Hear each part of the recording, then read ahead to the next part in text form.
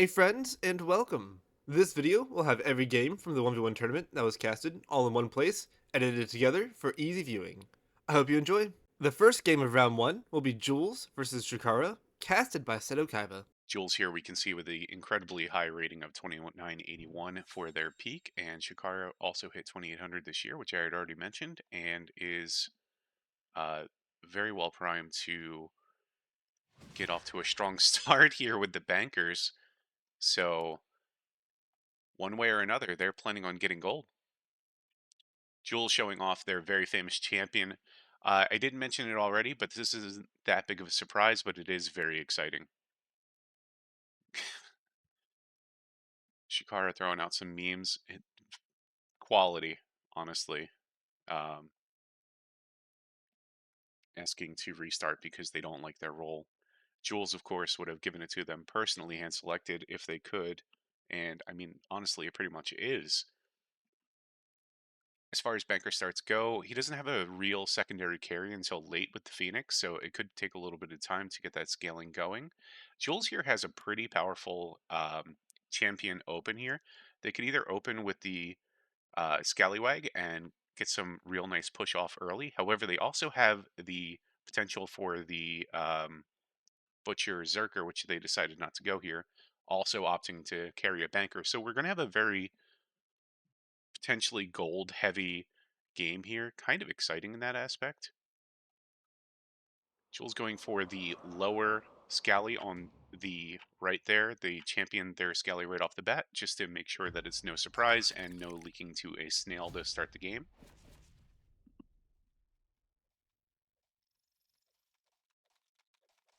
We do see that the right Scally is taking more damage, and that's to the benefit of or lack thereof of having the champion buff. So you can kind of see in real time two units taking two sides of the wave how champion kind of affects the game. As that Scally is going to get away with 140 HP, whereas the other one was basically dead. So little bit of real time stats for you there. Shakara here going for the safe open, still getting some workies, 4 workies to open with the banker there by upgrading that devilfish into something that can actually tank. What do you mean you're not playing?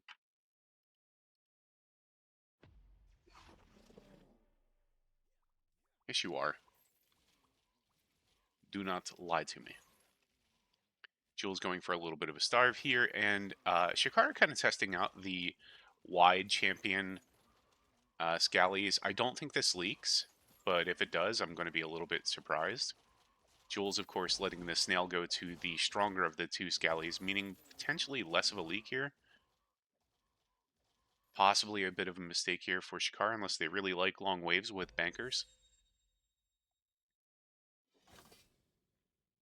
Jules getting that perfect 118 gold that they need to sell that bone into the Scally, and having 0 gold is a big boon because everyone knows that there's a buff when you end the gold or end the wave with perfect gold. Shakara going to test again with another snail. Probably not so much a test as hopefully he got it in income. Looks like he probably did. So just going to keep maximizing those dollars that he can. Jules here with the double king up. Kind of surprised. Just really going to work on getting into that late game and making sure they hit those breakpoints that they want to hit. So the Scally, great early game worker push. And you'll see Jules almost definitely goes to 5 workers here. Sorry, 7 workers, and there it is. It just ticked over.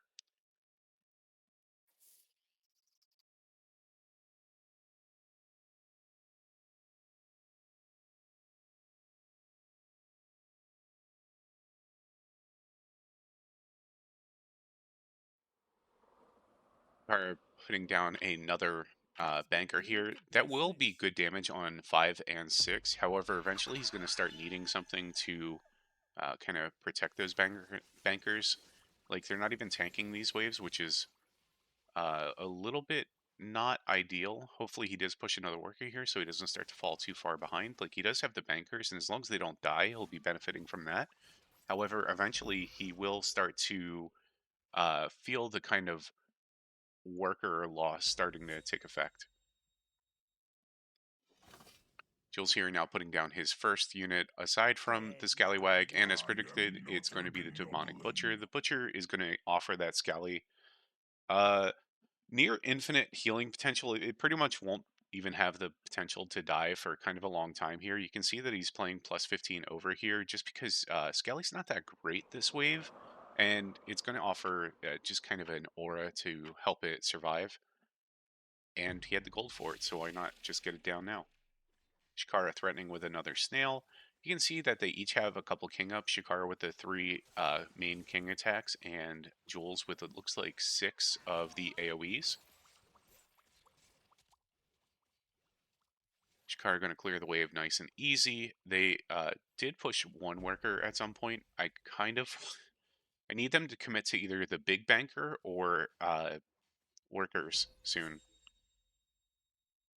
Jules sitting there with a healthy 9 on 6. It's a pretty good amount. Not the most you'll ever see, but it's a pretty good amount considering everything that they're looking at. It's now 10, and they just kind of went over that threshold. They are minus 125 here. However, Scally, champion, really good unit here, has the lifesteal aura. Shouldn't leak, but would be a little bit funny if he did. Should there have been a proper send on this wave, I guess I should mention. Shakara doing one more king up there, possibly baiting because he still had 20 more Mythium to put another one in. So just, like oh, geez, I spent all my Mythium because I don't have any workers, which is like half true for a pretty good bit of that. The Mudman here tanking a little bit too much. It's not that there's any kind of concern here, as Shakara does have that plus 90 value and is going to be going into wave 6. It looks like they already used their reroll, maybe looking to put down the Badger there. Jules, I'm looking at kind of a pretty strong open here. Pretty healthy amount of Mythium that they're sitting on right now. It looks like they're going to be going for the wave 8 send, most likely.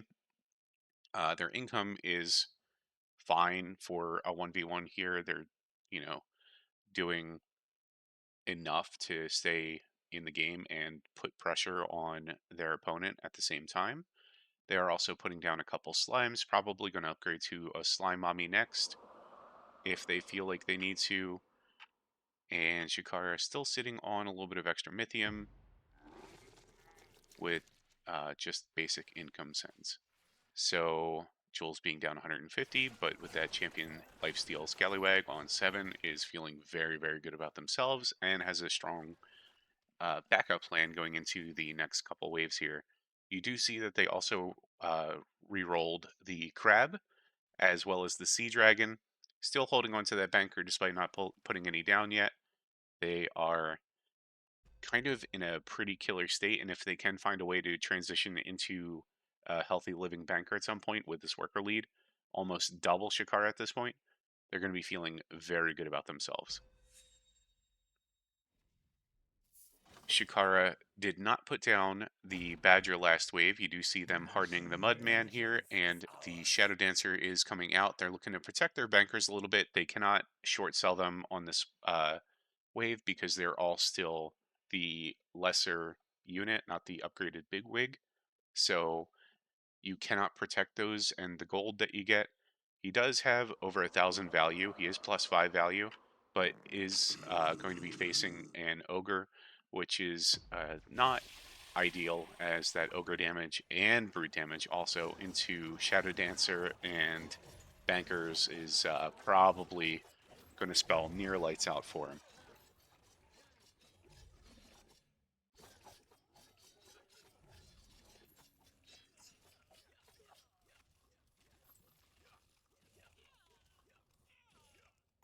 So Shakara leaking more than full here, 67% to the Ogre Brute. Ooh, Gonna be Kaiba a boy. pretty good amount of King damage coming into this wave. Jules still feeling good about themselves. They now have healing on their Scallywag as well as the Brute that they were already getting, so it's going to be kind of a difficult hill for Shakara to climb. They did push 3 workers on that wave. Totally fine. They're still plus value. Going to put down a fourth banker on wave 9 here. So 4 level 1 tier 3 units. I believe they're tier 3. That makes sense to me. And a bunch of kind of bad value in these polywogs here, as they're not really, they're kind of the gold. What are we looking at? Seven polywogs. That's about 100 gold, 90 gold in value. That's not even real good delay. We do get a resend out of Jules here, so double brutes into that Shadow Dancer, but there is that fourth banker here, so we are plus 180. And we're going to snipe at least one of the brutes, and the Shadow Dancer is still not targeted. So this will be a full hold and an opportunity for Shakara to maybe gain back a little bit of traction in this game. They are still kind of auto-sending, which isn't super ideal. Jules did put down his first banker. And we are going to get a near leak out of Jules, but I don't think he's actually going to. And all 4 of our tier 1, level 1 bankers are going to live. Jules with the pro hold on the banker with just 1 carapace left and attacking. Good value on Jules there. Great job. The first bigwig is coming down for Shakara. Shakara is looking to even up their split so that hopefully it'll be one of the last things that gets targeted. Jules is doing a lot of king ups here. They just put down 6, 7 king ups into their side of the king. So Jules still sticking to that tactician. No, not tactician. What's the King's Guard, John? King's Guard. I'm very good at this game. The King's Guard there to further boost their stats, and he's not playing out of character here, so he's really just doing a solid job of playing up to the way that he normally plays. Doesn't have to change anything up because it is working for him so far. So since Shakara did get another uh, just straight up king up send into them, they feel confident to push up to 13 workers there. They've got 220 Mythium saved up. He did pick the Robo, so he is going for kind of a kill, potentially next. Seems to be what makes the most sense to me. And 13 workers, not a whole lot of income. Kind of not too surprisingly, but the bigwig here, as long as it lives this wave, he should have enough value to upgrade the Shadow Dancer next wave. But Jules is getting sent this wave. I would have delayed, but that's what I would have done. I am not playing in this tourney.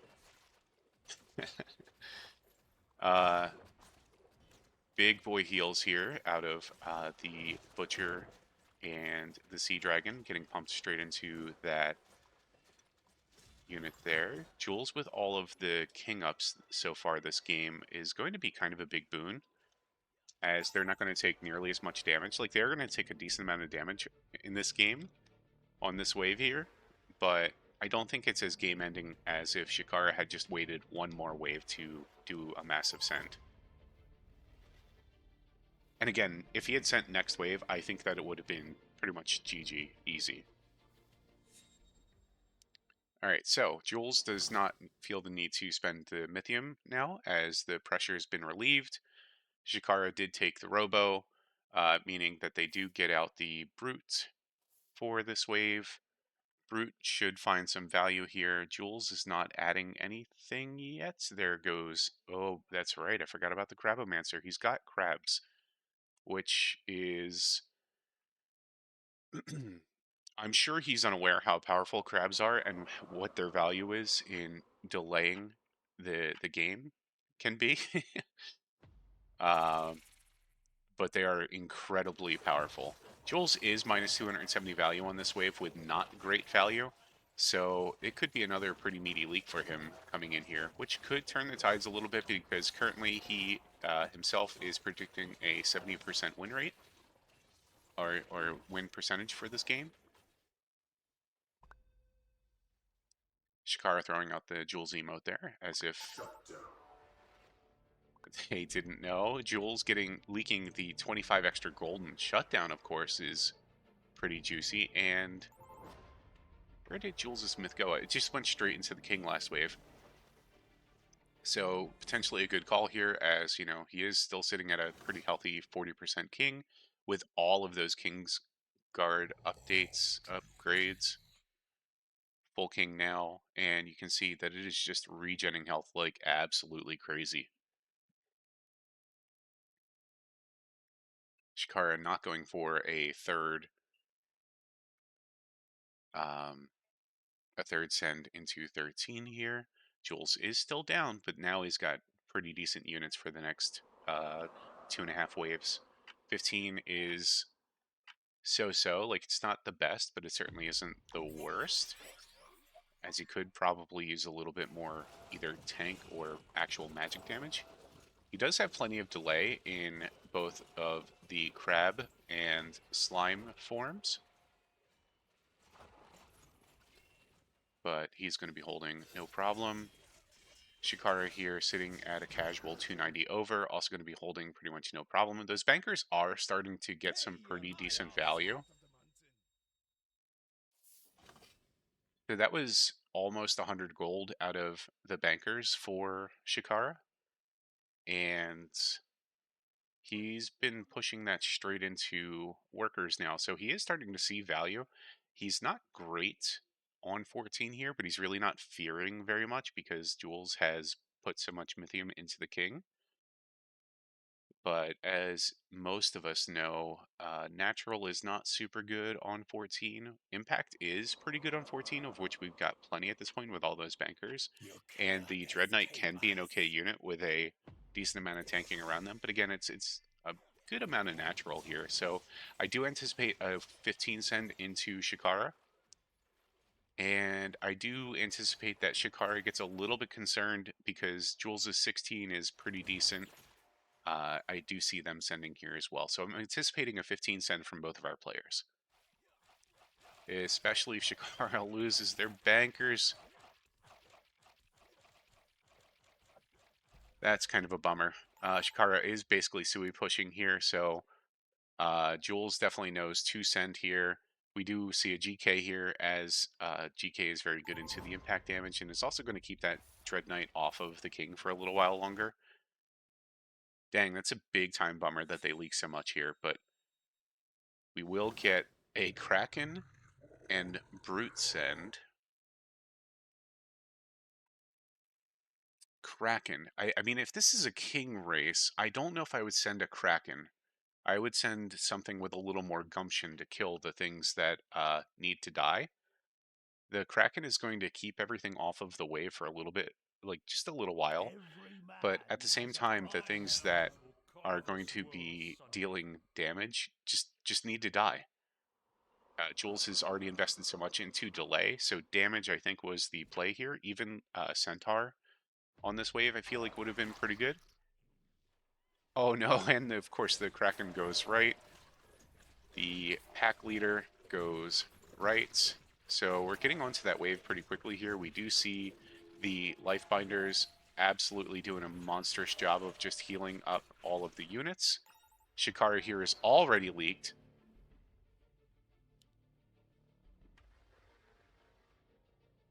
And Jules, of course, is doing the delay with all that king up anyway. I don't know if Jules would have even died here. So we do see the first end, unfortunately. Jules takes the win with a big wave 15 send and moves on to round 2. Next up in round 1 is Pakistan RQS versus Darkness Broly, casted by Madmatti and Kuposaurus. All right, let's see. We're going to get started.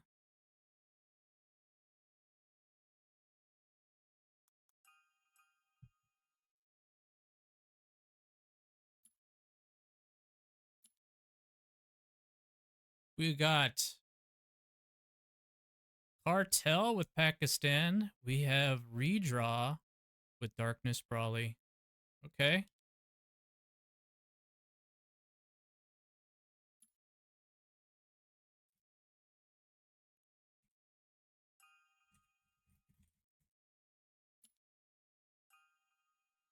With Poda, Wow.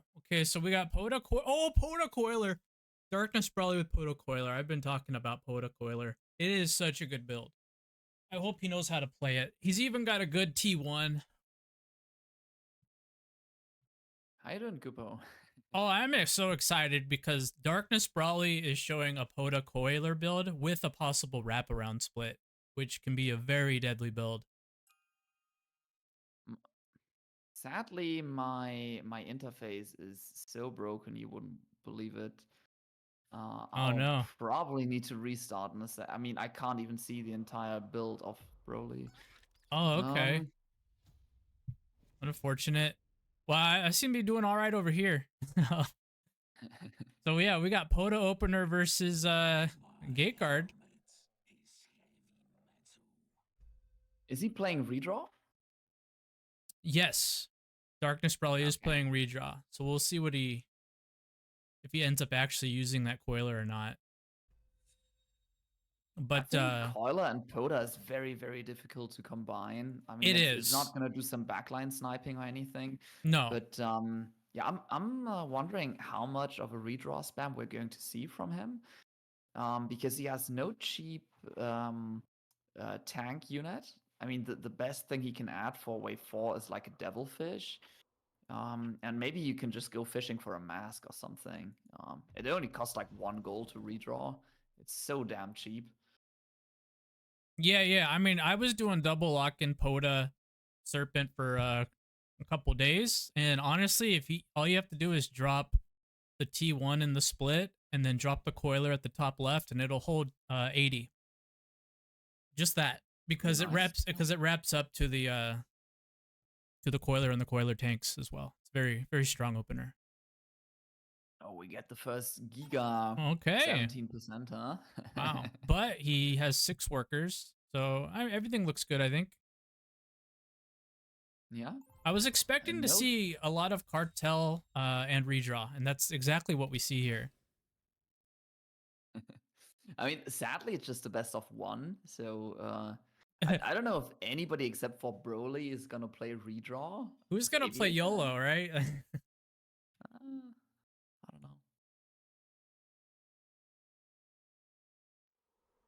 I probably need to restart and then fix my my UI after a bit. This is Mhm.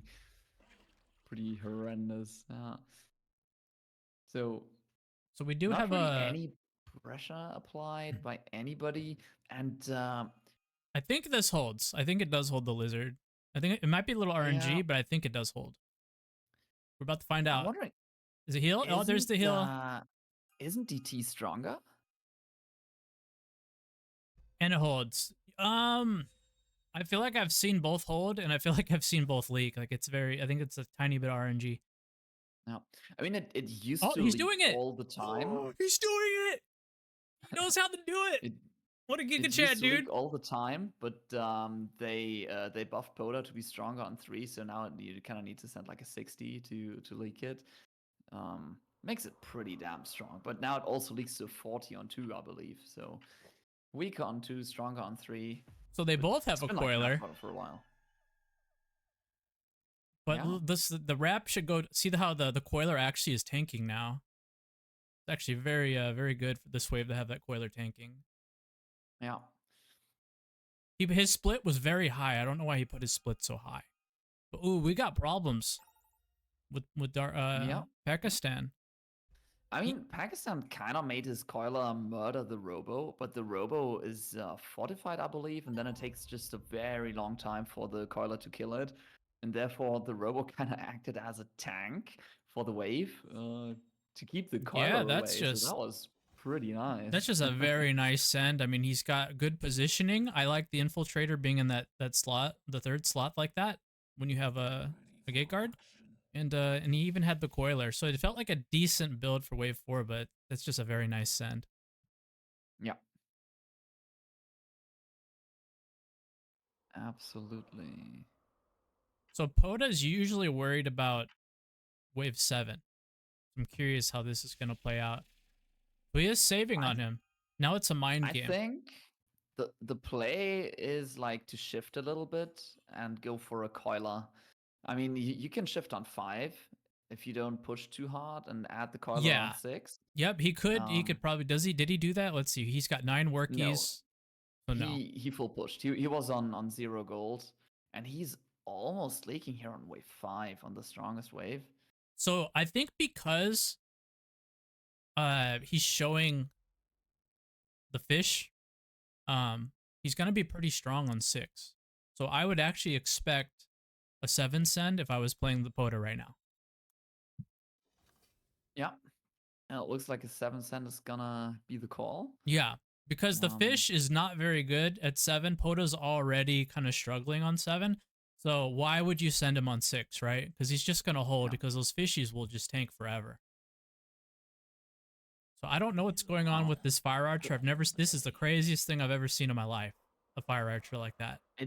It's not great, and you're expecting a mimic on 7, and he's not adding anything to help him against the Ooh. mimic on 7. Oh, And now it's ooh, mistakes have been made. yeah. So how much myth do we have? I mean, it's gonna 160. be a mimic and then some more. Maybe mimic and then brute after. There it income, is, mimic. but, Yep. Can he hold the mimic? Absolutely not. This is going to be devastating. I don't think there's anything he can do. He's going to be a massive leak. This might be the game-winning play. I mean, first of all, I don't know how much he spammed redraw yet. I think best he can. Ooh, he does get the okay. coiler. I mean, coiler is good against the wave, but There's it's just so not many good against units, the though. mimic. There's so many units for it to kill, though. He's still If leaking. if you're expecting to receive a mimic, I think it might be smarter to just go for 2 treants. Yeah, just put him in the split.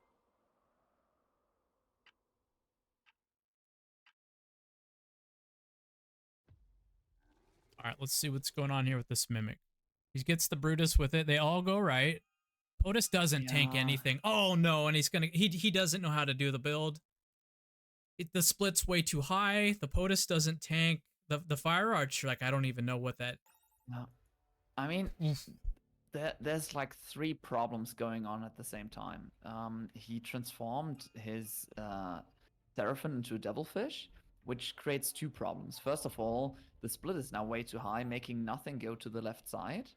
And the other problem is that he now has no ranged unit on the right side.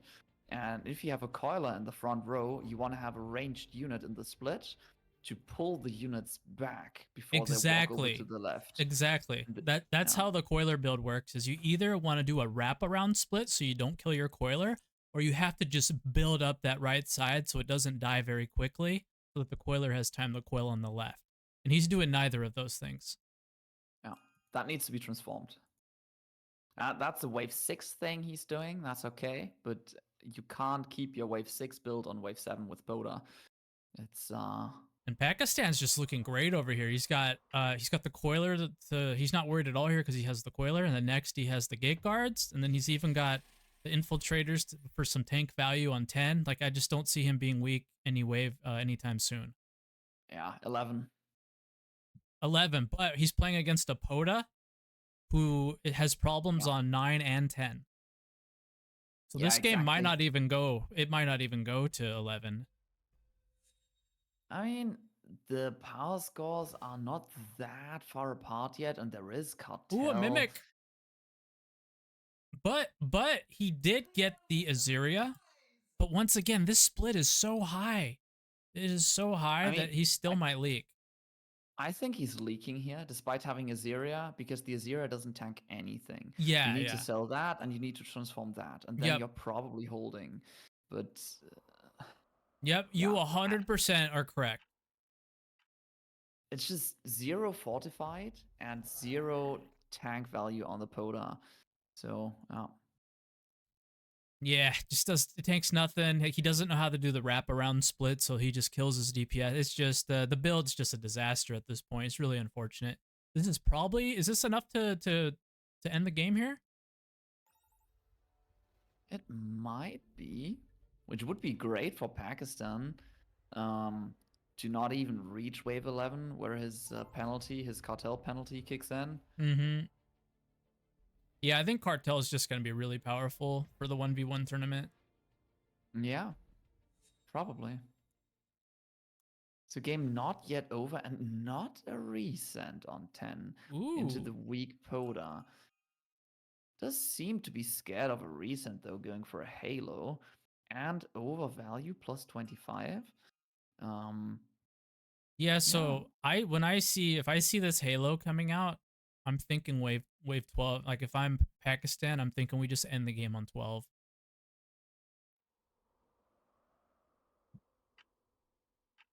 yeah. I mean, wave 12 looks great, and then wave 14 looks even better. But Pakistan Um, has a little bit of trouble here on 11. So this is our first time we're going to see a little pressure on Pakistan where he needs to make an actual decision. I don't think it's gonna be that problematic because there's Dark Ritual in the game. So I mean, he's plus 40 value here. He can Ooh, just go he's for getting a Dark GK. Ritual. Yeah, he's just going for Dark Rit, and now look at his value. Oh my. So He's that plus 35. that GK is going to get shredded by the Orchid, and also the if the Berserkers get on it, they're going to start shredding. So I don't see this being too bad. I think he might leak, but it's not going to be a game-winning leak, I don't think. I think it's gonna be a hold. I mean, he's overvalue. He kills the sand instantly. He has some fortified tank value, and then Yep. a little bit of magic damage. I mean, it's just he's a little thin on tanks. Um, but it's never gonna be enough to kill him. He has 65%. I mean, no mate to cover in mid and no spell either. Well, But let's see what if he those doesn't take, DTs can actually yeah, soak up a little bit. Not enough. Not nearly enough. Look, the send is already gone. Yeah, it's looking like probably just a hold. And then, like I said, Pakistan, he's going to push, and he's just going to end the game right here, right? Oh, wait, Darkness is showing plus 120 value, so it might be actually a 14 angle. But Pakistan did push a yeah. little bit. We'll see what he does. So Dark Rid from both sides. Oh, he's going to go for it. And it is a wave 12 then. Wow. It feels like it's like one of the few angles of how he could actually lose this game now. Yeah, Darkness is going to be plus 120. I thought 12 looked good until I saw that he was playing plus 130 value, right? And he's got 11 workers, so at that point I would have just said, "Hey, let's just go 14." But he's going to go for it, and the fact that this Poda is still not going to tank anything, he might leak. But he did add the Explodey Boy, which is actually a very, very good unit here. But there is very few stuff tanking for it. I mean, it's probably like the third unit to be attacked, and it won't have that much. Yeah, I don't think he can hold mana. here. I just The don't see Poda it. did tank like 3 units. I'm a bit surprised. There's the explosion. Oh, yeah, this is not looking good. Yeah. Azeria not looking as bad as I was expecting, but I mean, he legit has 12% health, but is he still he's alive? holding. Okay. Yeah, like I was He's saying, it pretty was much definitely holding. a 14 angle after seeing all that value. Yeah. But hear me out. Hear me out. Yeah. With doing the send, Pakistan does get a little bit of income, and Darkness he was at 11 workers, so Darkness just now gets a push, but he's still giga dead on 14, and I don't think that Pakistan is just in any danger. I mean, Broly does have Sand Badger for the delay. And if this comes down to a race, because, I mean, what does Pakistan have for 14? That's true. He's building fatalizers, and those are actually not that great on 14. I mean, Broly probably doesn't get a Centaur for 14, or even like a Needler would be perfect. Yeah, a Needler would be great, because there's no way that Serpent is going to kill the Needler, and it's going to do a lot of damage on those fatalizers and in any arcane that he builds. Yeah, is Pakistan scared enough to go for income here? No, he goes for another real send, wanting to finish the game here. But I do see a slight chance for Broly to strike back. It's an there it is. ogre. I don't like the ogre because like it's mostly Swift he's sending into. Yeah, I just don't see Brawly holding here because first off, he was at 11 workies, and then after the send, he pushed the 17, and then I don't know if you noticed, but then he pushed the 22.3. So he's very pushed for for after that send. So let's see what he can do. But without the POTUS tanking, he has zero chance. Zero chance of holding. So it's a race for sure. It's a race. He's going for the big selling angle to get Tree of Life Cano, trying to delay as much as he can. Ooh. And I mean, he is hoping for some delay, and he's trying to get as much tank value as possible. But seeing that his split is so bad, he doesn't get a lot of value out of the Tree of Life. It's quite a fast leak on right side. Yep, this is looking like game. Yeah, and Pakistan even holds there. I mean, without a without a centaur, you just don't leak him, right? Yeah. Yeah. GG's, that was a good one.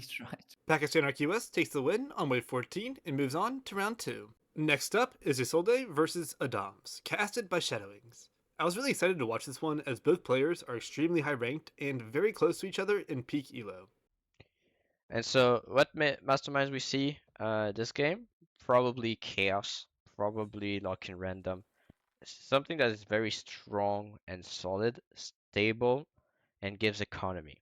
Now, surprised to see redraw in the 1v1 setting. But Adams and Aviator have been two players that have been playing it quite extensively on the ladder. So it's quite, I mean, it's not surprising to see, but it's still surprising to see. Lock-in random, a little bit better because it's a version of cash out with income.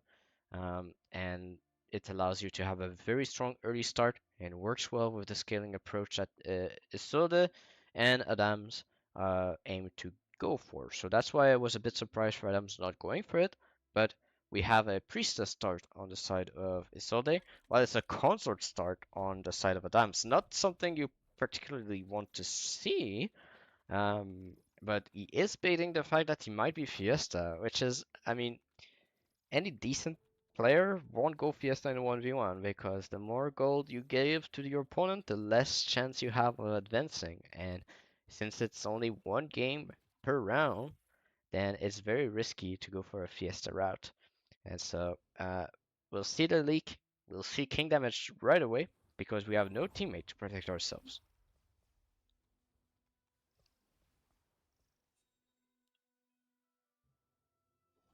Now we do have no teammates but Priestess here. Need to be sure of what you're doing with Priestess. She is not as strong as she was before, and so we are mostly expecting.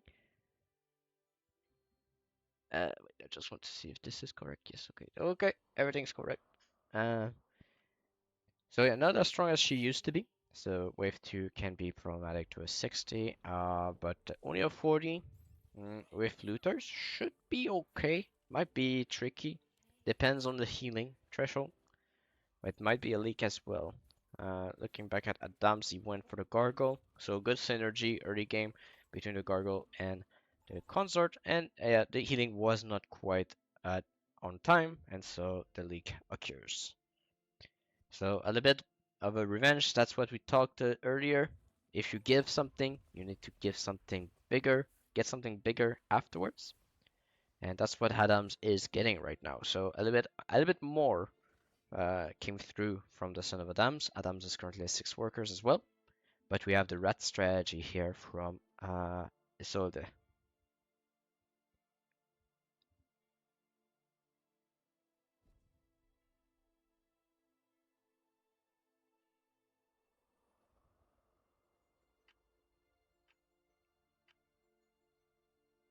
Alright, so still going for income, the 60 restand against the priestess on wave 3. Not something you see often.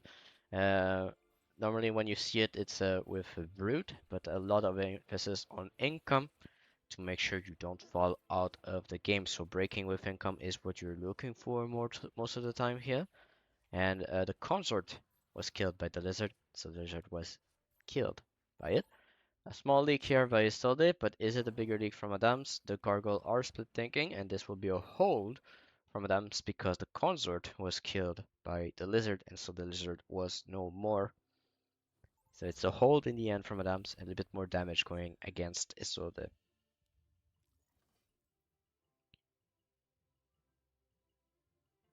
So right now, position from Isolde a bit tricky.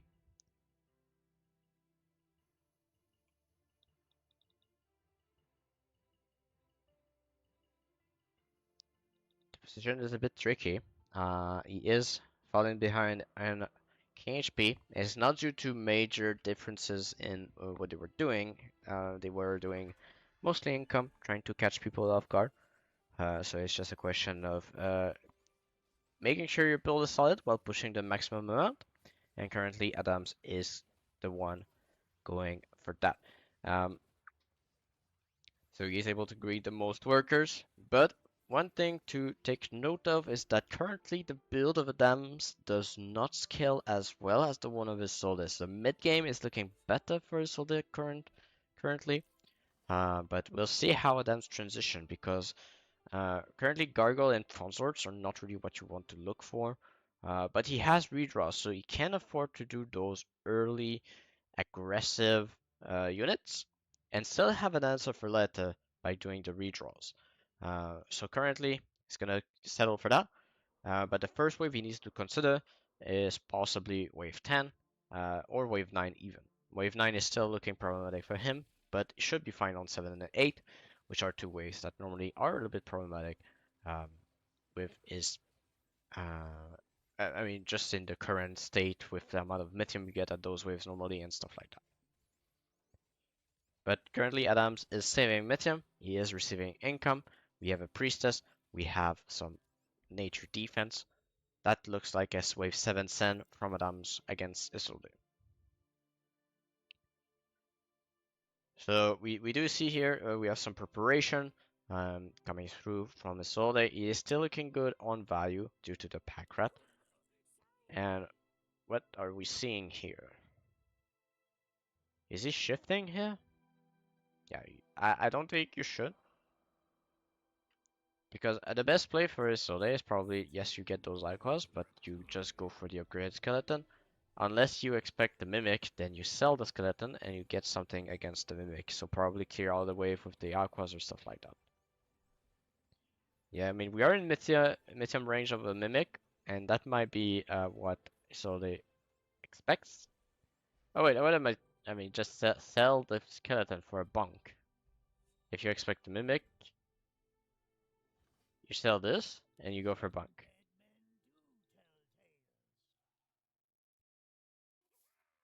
Yeah. There we go. Now the question is, is the Mimic going onto the bunk? I mean, it's crucial. He has a lower split, but I do believe the Mimic should still go on the bunk because it moves forward. And it does. Okay, so this is a very... Oh my god, and you even have a split tank here? Okay. Doesn't last for long, but it's still some extra time. And that's the best case scenario because now the Mimic is breaking his teeth.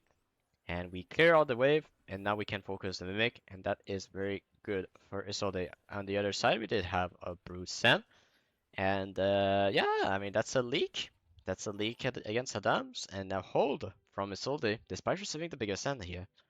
And that's due to having the skeleton transition into a bunk. And that's the risk of sending a Mimic early. But still, after this trade, Adams is higher worker than Isolde, but we do have rats. We have one rat. So, I mean, the income in favor of Adams because he sent. But despite that, still one income ahead. A big one income ahead if he sends a dino. But what's the play for Isolde? Right, what we have as Legion spells are Pulverizer, Embargo, and Allowance. We do see Adams was looking weak on 9, but now shows the flower. 9 is still a possibility for Isolde to send on. Can go for a mold if he wants to, or just go for income and then look for a wave like 13 with Embargo or 14.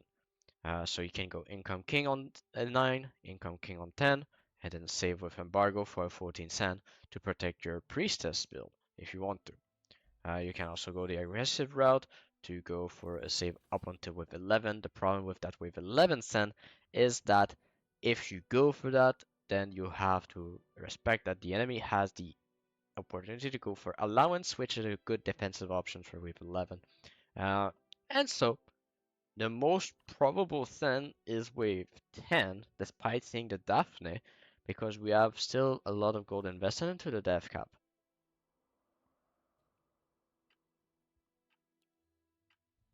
I mean, I say that, but looking at the value of Isolde, I'm not sure what's the play here, because yes, he's overvalued. He knows he's weak on wave 10, but he's plus 75 with a borrowed rat. So it indicates to me that, oh wait, did I should I should remove notifications for the games. Can I just do that? Does that work? Yeah, just because we are casting, I think just removing it will be okay. Sorry for that, but thank you for the follow. So they does go for a wave 10. A little bit surprised by the ogre, but I mean I say surprised by the ogre. Still a very good sand, but the mold would have been a little bit more effective against those small units. Yeah, I mean the ogre is more damage, however. We'll see if it's enough. The ogre is protected, the ogre is ignored. That's what you want. But the Daphne and the Halo damage is scaling up. We are getting through the death cap as fast as we can.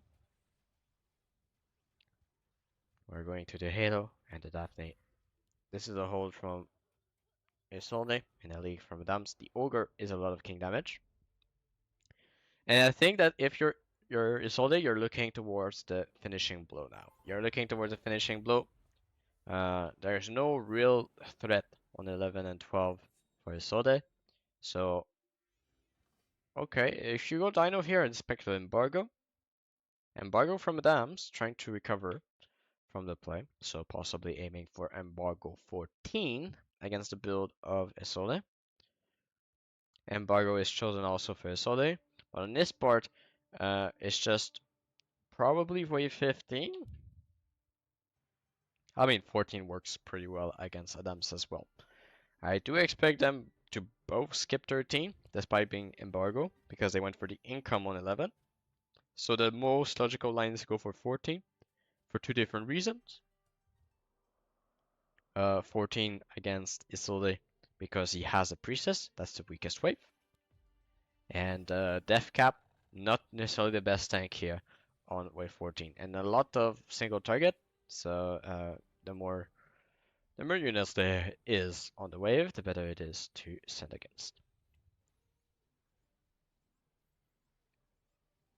Alright, 15 workers apiece. A little bit more income on the side of Adams. So overall, it's still an even game, as predicted by the winning probability. However, this is an extended wave, but a hold, right? Daphne wins those. I said Daphne win those. Yeah. Calculated.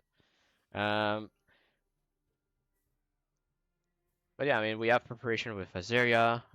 Normally, people at this level know how to position their priestess to survive wave 13. And I say normally, because even some people can do mistakes. I mean, here Adams is building for both 13 and 14, so it's gonna be interesting. What's the decision here? Isolde is respecting the possibility of a 12 cent here, not borrowing the rats. It was one of his weaker options, but that's less medium on his part. He is still up on value, but medium is equal, workers is equal, value is equal. It's just the slight income lead that Adams has. So both skip wave 13. That indicates to me that 14 is the next play here, quite convincingly. The damage is not looking the greatest on the side of Isolde, while Adams has been preparing for it with the Sovereign, and he has Teeds also to support it. As we can see also in his role now, he has the Butcher, which will work pretty well with the Sovereign. And I'm afraid now for Isolde, because in the earlier waves, he had the advantage of the better build, but now with redraw, Adams did turn it around here and now has a synergy with a Butcher that is not seen yet, and so that's why we see the Needler over the 4-eye.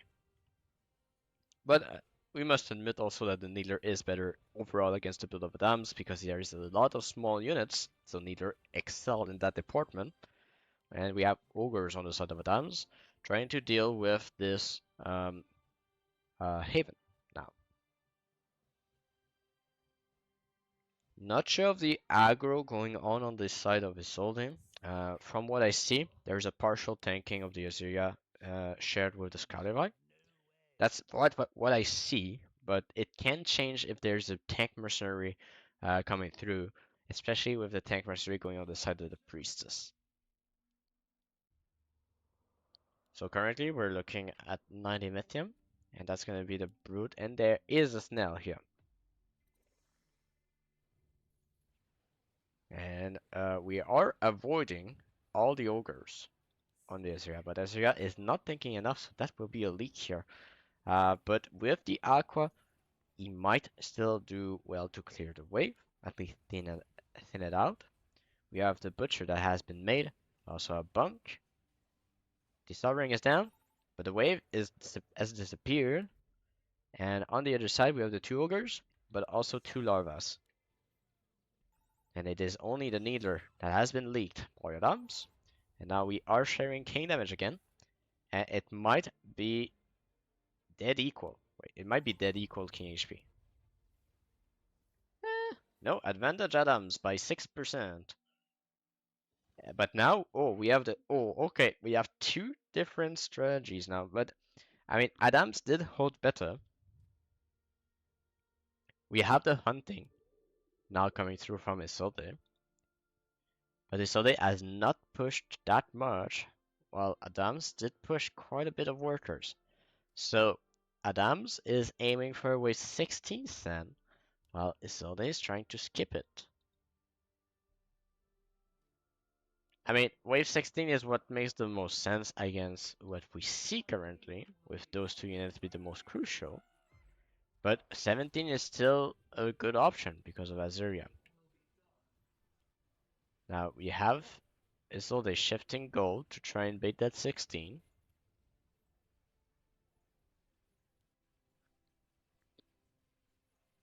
And Adams continues to push, further indicating a 16 cent here. He's trying to end the game on 16. He knows there's no king ups here.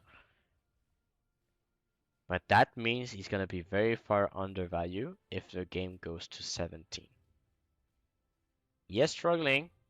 Does that urge Isolde to send as well? It does not. The value is decent-ish on the side of Isolde. The damage distribution is not the greatest on Isolde. A lot of single target damage, but he is preparing for wave 16, so he does read it as one of his weakest wave. Adams is on fire now because he pushed a lot of workers. But remember, if there is no leaks, he is vulnerable now, for sure. Double the worker, but it is a risky move. Okay, we have a lot of Scallywags. I mean, the big question is like, is it enough? Like, it's always that question: is it enough? We have 2 big single target damage supported by Aquas. We are clearing the side of the Azuria quite fast. It's just a question of if the Scallywags are enough to delay here. We are thinning out the wave, but the 2 damage dealers are still alive. We are targeting the range, we are targeting the pack. And it looks like it is enough for us to survive at least, but we are leaking. This is gold towards Adams, but is it enough to make a difference? 33%, there's a Hermit, there are only 4 Cardinals, and we are dropping to 20% King HP.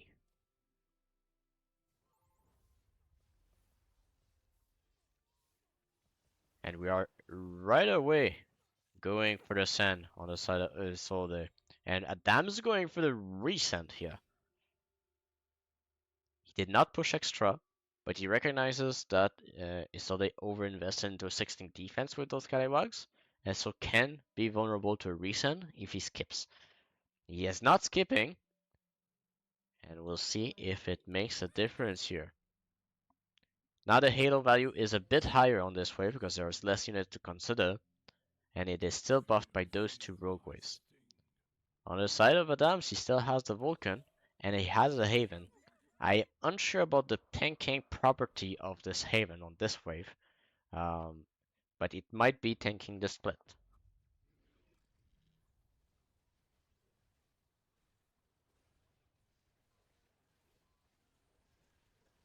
It is a 560. The 4i is to deal with this life still sovereign. It is now dead. The Haven is last to tank. The gun is still buffed by the Dark Mage, doing a lot of damage, but there's a lot of creeps still alive. That will be a substantial leak, but it is also a leak on the side of Isolde. Is it lethal? Is it lethal on one or the other side? This looks like a survive angle from Adams, but this might be lethal. 3 dragons. Knocking up. There's one left. We are living at 4%, and we are living on the side of Adams. But Adams is the higher worker, and now with the sand being completed, we still see him as under. Wait. Okay, so what's the next step? We are seeing Adams under, struggling. He has amendments that can be hardened for wave 19. We didn't have a hard pull from Isolde, but he is looking great on value. Are they both going for 20, or is someone undercutting for 19? We are going for the... okay. We are going for the recent, and I don't dislike it because wave 18 has the piece stability that works well against spam, and one of the downside of that Adams build is that he has a lot of small units. The Haven is not tanking as well, exposes the Sovereign early, but there's still a Halo. And now that all the cards are in Adams' hands. The reason was well thought out, but it is not enough. We are going for the cope reason. I think Isolde knows that this is not going his way. Wave 20 is gonna be chosen by Adams. But it could, wait, it could be a race. I mean, if we're not sending full here on Isolde, it might be a race situation because those Aquas can snipe the backline. We can reduce the damage with those Mentas. Does he recognize that he can win a race on 20? No. Okay, so he's going full on 19. He is going full copium mode.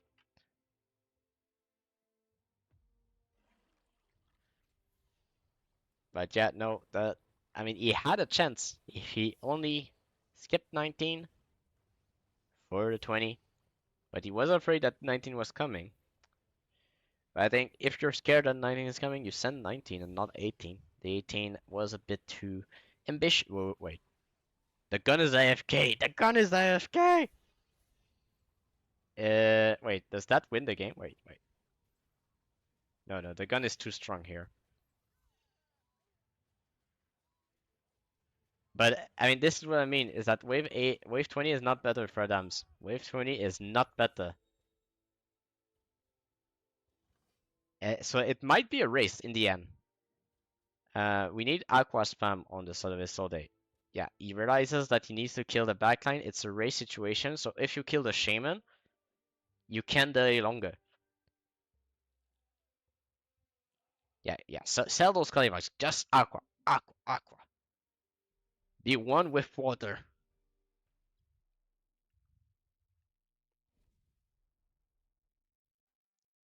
So don't be fooled by the value, okay? This is potentially still leaking. There is nothing that great on this wave for 20 except the Halo and the Steeds. All the rest is very vulnerable on this wave. We saw 19 full fortified and still struggle. But it looks like here a single target of the Halo should be enough. We'll get back to it. But it's all about delay for Isolde. Can he delay long enough? for this to go through.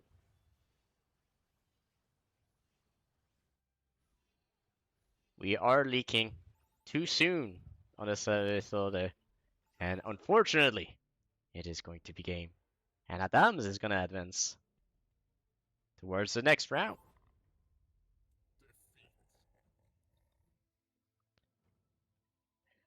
A bit ambitious from Isolde to go 18. Adams takes the win on wave 20 in a very close game. Next up in round 1 is Pennywise versus Boon, casted by me and Fluffystuff. Both players share the same most played unit and mastermind. Can Boon make up the elo difference and pull out a big win? Alright, here we go.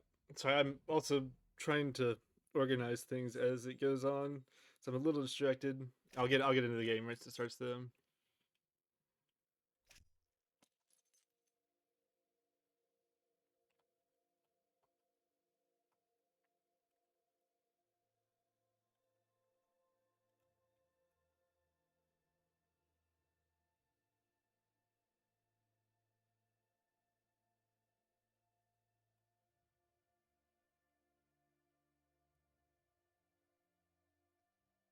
Alright, I'm here, I'm in. Okay, we do see both cartel from Penny and Boon. And Boon used to be one of the better players in the game, but he's been gone for a little bit.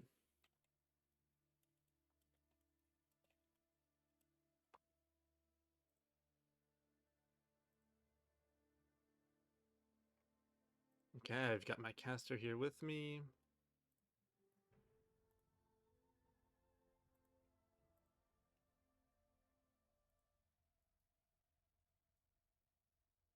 We do see Boon going with the cheeky flower angler that was made very popular by one of the top players in the game, Atrocity.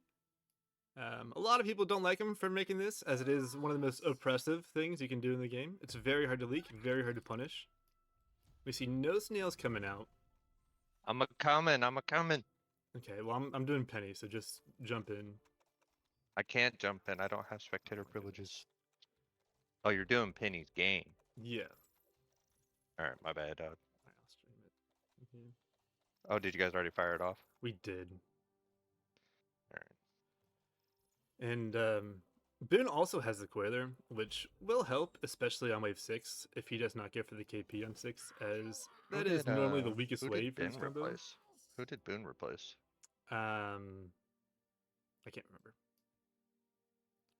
Penny is probably still going to go for the skeleton upgrade here on 3. Most masterminds, most tier 1s that you put down will still give you enough money for the skeleton on 3. And Boon is going to try and Boon's test him trying here to with the snail. Yeah. Yeah, he's trying with the I snail. don't know if it'll work. The Goblin Copter is very strong, and it's tanking a little bit too much, though. I think it will die. This split might be just strong enough. I think if Penny leaks, though, he can't get the skellies, so... Without selling the tier 1. Yeah. We should be okay? If we leak anything, we're leaking 1, right? I know, looks Yeah, pretty good to me. we're good. Yeah. Looks pretty good to me here, friends.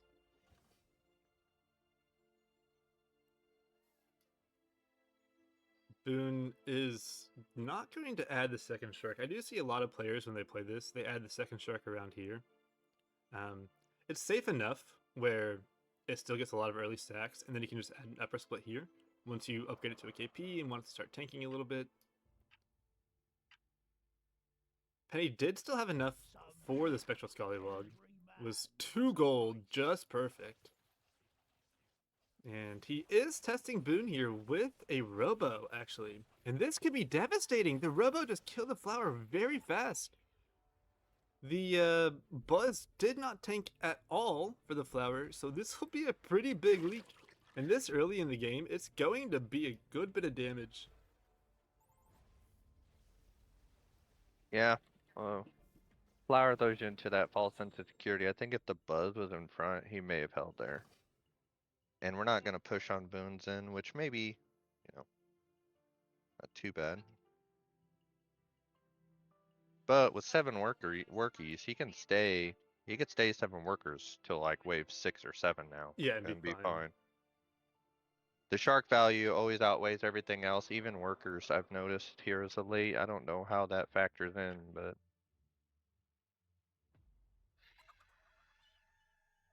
This might be a game that's over on wave 13 though.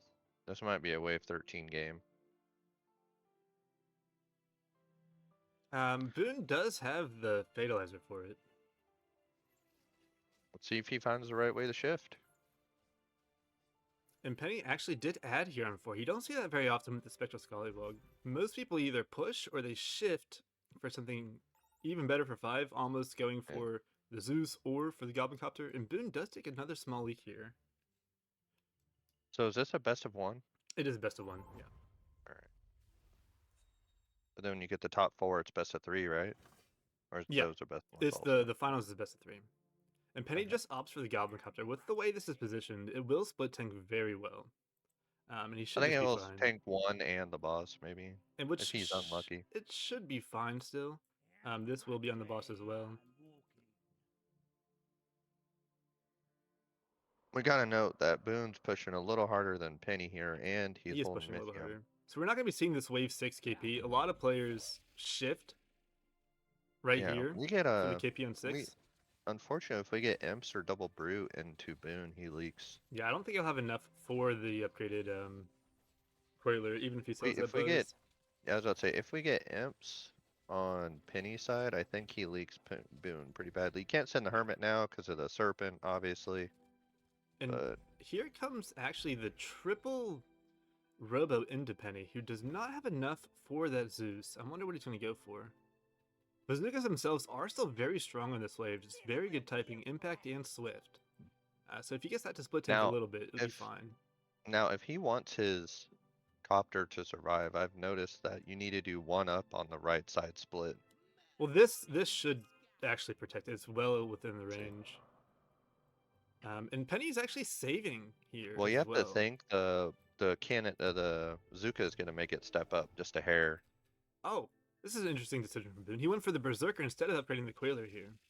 I think he still will have enough. Oh, the Goblin Copter Yeah, dies! see, yeah, This is going to be very can't, devastating, yeah. yeah. You can't do. You got to do the 1-up split on the right wave- side to save it. Wave 6, especially, on a Yeah. 1v1, does a looks like lot we're of damage leaking. to the King. I was about to say we're leaking 2 and the Thins. That's not great. The No. King should be even here. Well, this one's very low, though. And I think he'll go down to 80% with those robos. well, this will give Boon enough money to get that big Coiler as well, so I'm not sure when Penny's going to want to try and go. It has to be 9. It has to be 9 now. He's going for the Mimic here. He knows that the Yeah. Coiler is going to be the decision here. And Shark the has not nearly enough the stacks. Mimic does go right. The Mimic goes right. Yeah, it does get so it'll knock out that Berserker real quick. He's Yeah, still got and an he doesn't extra have 50 anything he money. can sell. He doesn't have anything he can sell to get the shark. The KP right is now. not the play here. It's always this, I feel like. Because if you get Brutes, this is just worthless. Do we do uppers with the Just another Shark down. bees? Oh, you want another shark? That's crazy. I mean, it is wave 7. Might as well get some stacks out of it, or try to. So see which way the Mimic goes. The Mimic does not go. It Oh. goes straight into the flower. That is natural, so it will survive quite a long time. Let's see if it turns on the. It does not. It goes straight into the Bounty Hunter. So we will be seeing a lot of things be killed here by this Coiler. And if it actually gets onto the... I think it will snipe the Mimic. Oh, that's not good. That's not Uh-oh. good for Penny, but that's incredibly good for Boon. He's just got a full hold. And now he can push all the way. All the workers get his KP on wave 9 and just be Giga fine for a long time. Yeah, Penny messed up. I think it was a go 9 angle, unfortunately. It was either that or match him 6 so you don't leak so much yourself. If he had incomed on 6, he probably would have gotten the Zeus. Well, Off. he needed to fix his split. I think if we do the correct split, he holds 6 Oh, in this? the game. Yeah, if that didn't die. If that didn't die, I think we're talking a little different. And Penny is able to go like ogre or something on 7. But this one's looking like it's over. They're already saying they're GGs. Can I have my Um, diamond opponent back? Oh my god. Yeah, this is one of the matches that we had a no-show for, and Boon has replaced them. So it's more of a fair, or not fair, but more of a closer elo matchup. This is a nice Smurf. I mean, Jules is really not liking Penny's chances here. I was about to say I don't like Pennies either with the KP spike he's gonna get. And we're leaking no sin now. We're in some danger here.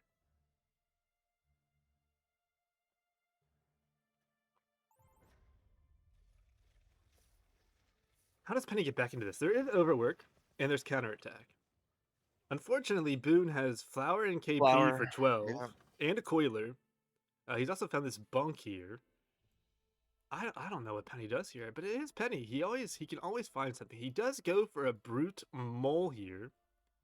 And Boon is not Yeah, this going was. for the Flower or the KP. He's actually adding a I would go bunk. for the flower here. You don't need to show the bunk. Yeah, I think you can save bunk. Maybe. I don't know when else you'd put it down, though. Yeah. Because 11 and 12 If- he's already covered. I think if he holds here, Penny will scoop it up. Penny is But- 260 under here. He's got 2 Hardened Golems. This will need to definitely be Penny might just very die. good. Yeah, this might be Penny it. might just be dead. Damn. This was my pick too. This is a lot of people's picks. Damn. He's doing very well versus this Send. How's Penny doing? Penny's not Oh, doing Penny's so great. Penny's not dead, but oh, he might be dead. He might just surrender. Yeah. Boon has a huge hold on wave 7 and ends up taking the win to a surrender from Penny on wave 9, making this the fastest game and biggest upset in the tournament so far. The final casted game of round 1 is Doofus McDooface versus Turnexius. Well, I say casted, but I'm just adding in Doof's POV from his stream as we ran out of casters. Both players are very close in elo, so I am excited to see how this one goes. 1v1 tournament. One game. You can't lose at all. It is a best of 1. If you lose, you're in the losers bracket. But if you lose, you're done. All right, there is pawn shop. But I really think that it's just cartel every game. I'm really thinking that you just play cartel every game. To Nova. All right, so here's what I'm thinking. I'm thinking I go straight overbuild Boom Tree. I'm thinking I go overbuild Boom Tree. I'm never leaking. All I want to do is not leak the whole game. Let's build just a perfect roll and never leak. So, wave 1. Trent. I think I can push a worker, right? Yeah, I can push exactly one where I'll be three workers, full shift, get the Tree of Knowledge, and that'll allow me to save really long if I want to. We've got the Archer for 7 and 8. I'm already not too bad on 6 with Boom Tree, APS, my magic damage. I'll probably want to roll out of that at some point, but we'll take the Swift Tank for now. Whew, here we go. And I want to save my Mythia. I'm going to be a nasty saver. Nasty saver in the 1v1s. Here we go, man. I'm juiced. I'm pretty pumped. Just a king up. He's a Shakara. Bro, straight 7. Hear me out. Straight 7. Or is that a bad idea?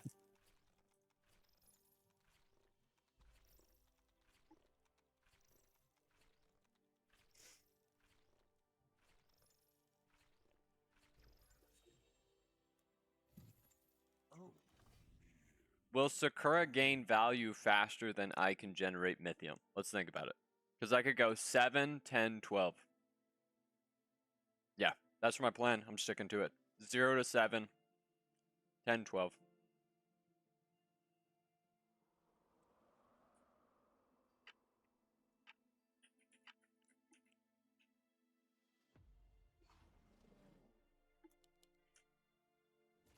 I cannot get a worker here, though.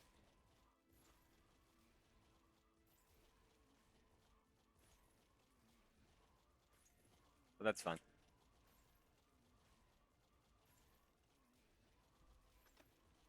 I'm already establishing lots of pressure.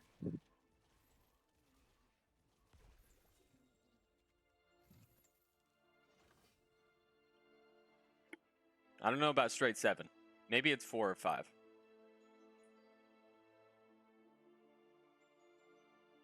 Like double Robo 4 or something. Or just income on 4 and scale. Could be that too. Because I am cartel at the end of the day.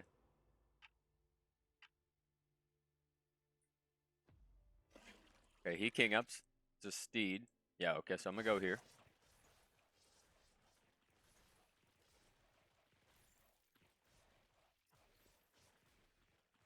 But I think with how overbuilt he is, do I just income? Yeah, let's just income. Because I'm 7 workers. I've slowed him down. And now I'm 7 workers with no fear. Let's just scale a little bit. Now we can go 7.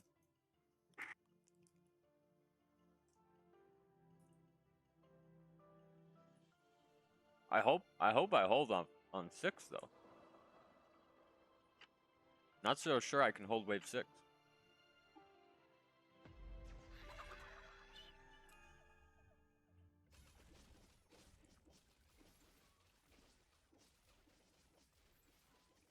Bro, maybe he's gonna play super over and I should just scale.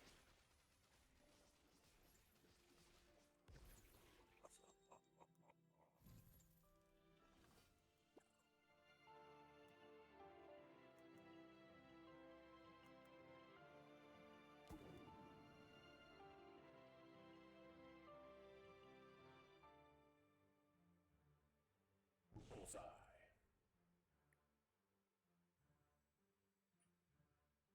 This is terrifying. My sights.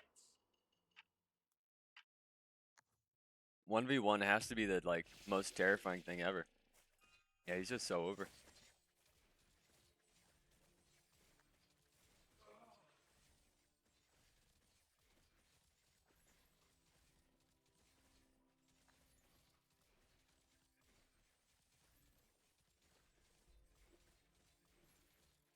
Hardened Mudman.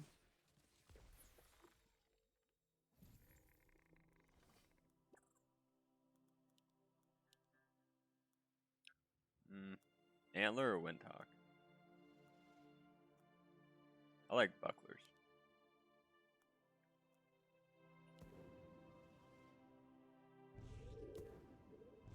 Bullseye.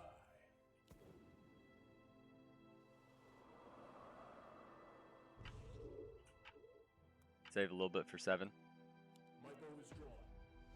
Does go here. I need you to tank 1 or 2. Oh, it's perfect. It's perfect. It tanked 1. I think I leak a little bit, but it is really good. Maybe I don't leak. I mean, this split is fantastic.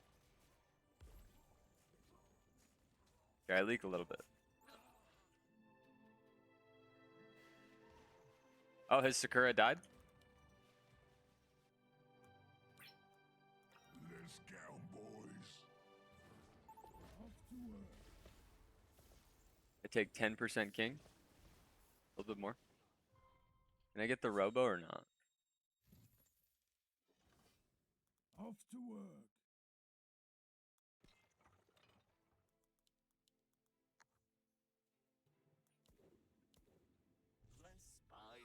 Fuck, I'm already down.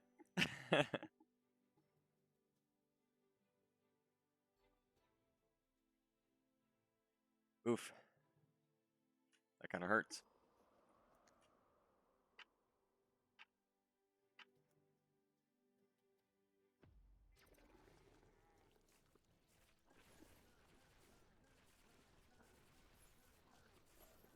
No push 10.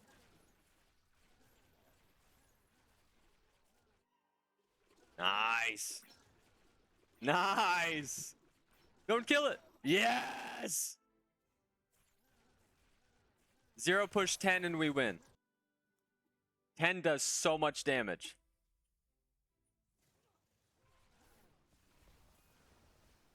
Come on, baby.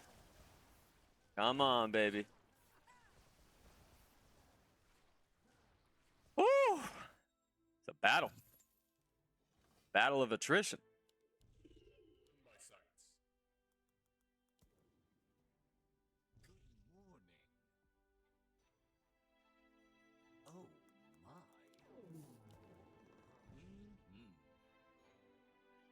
All right, I've got a little king lead. Eesh, dude, I'm sweating like crazy. I forgot to put on deodorant. I didn't think I'd need deodorant today, but this is sweatier than Nova Cup, man. I hate 1v1. They're so hard.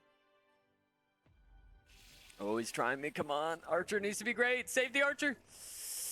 Archer's going to be great. He's going to be great. Archer is great. Archer is great. Oh. Oh, that's perfect. Is it ever 11? No, it's always 10. All right, sir.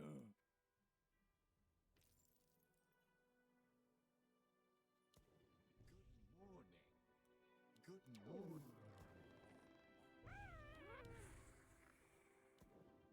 Yes! On top of the P score! And he's fucked! Oh, I got him. He's done. He's done. He's done. Next game. Does have Halo, but he has no tanks. It's GG. It is GG, baby. It is GG. He's dead. He's dead. And look at the wave 12. Look at the AOA 12. I'm going to have like 50 income, but who cares? It's over. AOA 12. And I've got 11 defense as well. With the boom trees. Alright, here we go. Here's the big one. This is it. This is the big one. I think even if he like sells for the arc, he has 3 steeds. He has no tanks. He has a Sakura, a Sky Queen, and a Halo with 0 tanks. An Arc's not gonna save him. 2 Zerkers isn't gonna save him. He's fucked. Butcher. Butcher on the steeds. Come on, hurry up, hurry up, hurry up, hurry up. I'm doing okay, right? Yeah, yeah. Come on, hurry up. Yes, my lord. I don't know if I should have pushed that hard. It's at least like 15% more.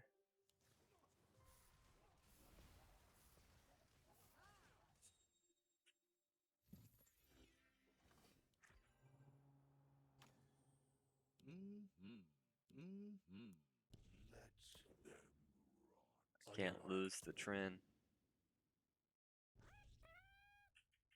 Because his best chance to win is an AOA. His best chance to win is AOA against me here.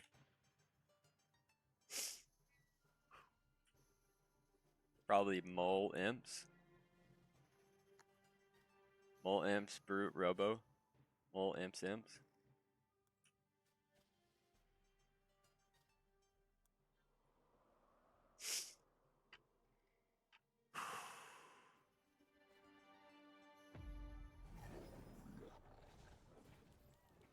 And just push everything.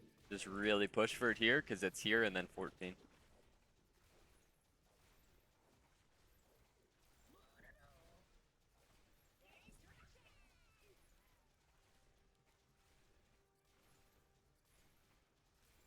I wonder if it is Hermit. For the clan.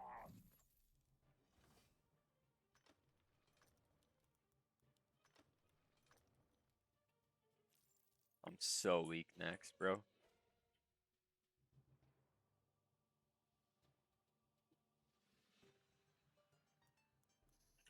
So weak next.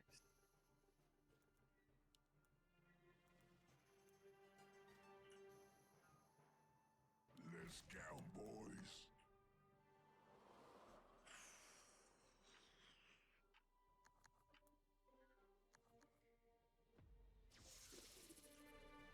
Here we go. Come on. Death. Death. Looks like me. Death. Boys. Oh, he's killing them all.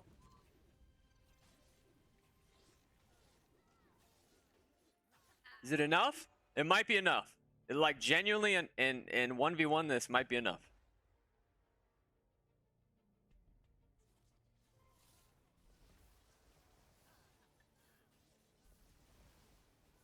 Come on! Come on! Yes! Whoa! Yes! I killed it, bro! Yeah! Whoa! Game plan executed perfectly! With a well-deserved pop-off, Doof takes the win on a big all-out Assault Wave 12 send and moves on to round 2. Unfortunately, these games weren't casted, as I was unable to find the games to at least show off the waves and what happened, but here's the results. Fine, the highest peak elo player in the tournament, defeats Semicolon, the lowest peak elo player in the tournament. Seed 2 Draier takes on Seed 15 Intense, taking the win and denying any sort of upset. Finally, Seed 3 Sagittarius takes on Seed 14 Antilium and comes out with a win of his own. Starting off round 2, we have Pakistan RQS versus Sagittarius, casted by Kupo. Both players are extremely high elo, so it should be a good one. All right, looks like we got one. Pakistan versus Sagittarius. We got Cartel. Ooh, is that a double lock-in? Oh, Mastermind double lock-in.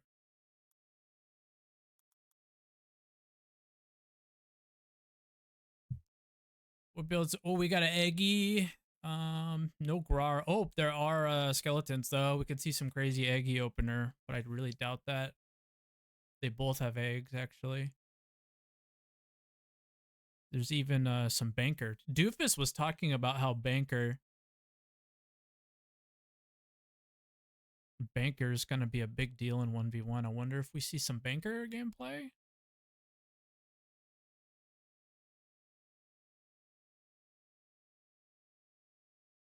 Pakistan goes for the Whirlybird, and he's actually playing it kind of mid rather than up high, so I'm assuming he's planning on putting the Tempest on it.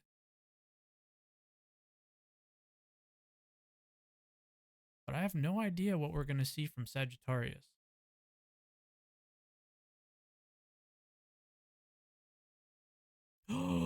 He has the egg. Ooh, this is exciting. We get to see some egg gameplay. Okay, let's see how this goes. Oh my goodness. No send.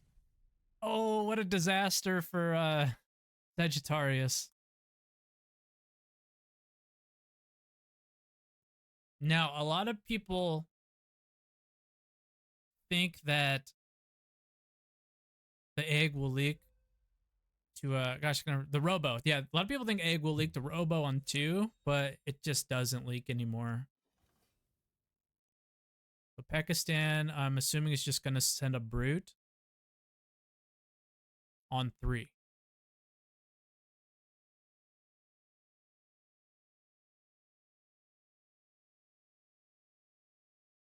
Ooh, I don't know about these. I guess if he did send the Robo, these would go up and kill the Robo. So he has to be careful.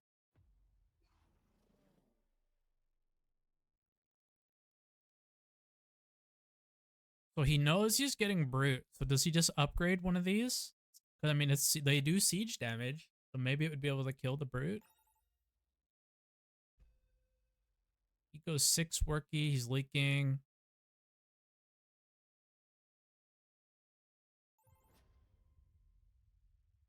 But he's going to get that egg. We're going to see the Brute, right? Does he have it? Looks like he got it. All right, how do you defend against a Brute? That's the question here. What's he building? Banker. Ooh, I mean, that's good damage against the Brute, right?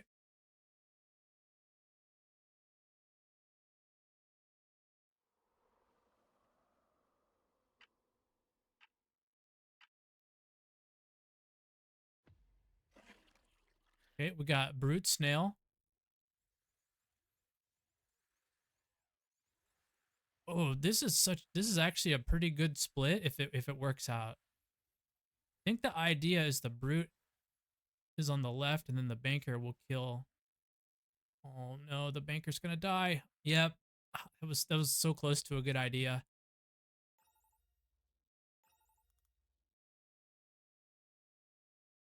So we got Sagittarius with double lock-in, and his egg just died. So it's looking like Pakistan has quite a lead here.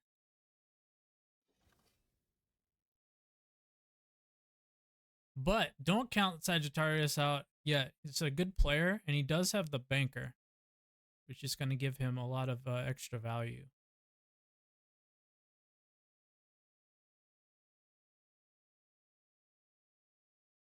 Pakistan is going for some regen.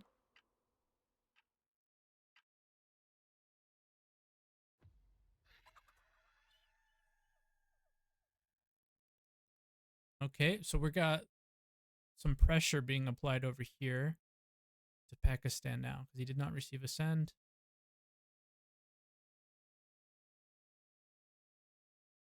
So when would I send Pakistan? Whirlybird? Whirlybird is a really good tank on 5. So we saved just to send a dragon turtle. Kind of weird.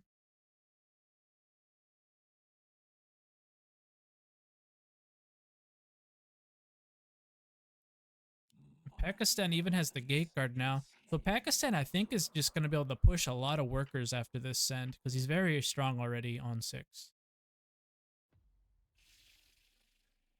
And Pakistan is saving now. So Pakistan is going to get the push, right? You see him, should see him pushing here. Yep, he's pushing the 9. I expect a 10. Going to push that 10th worker.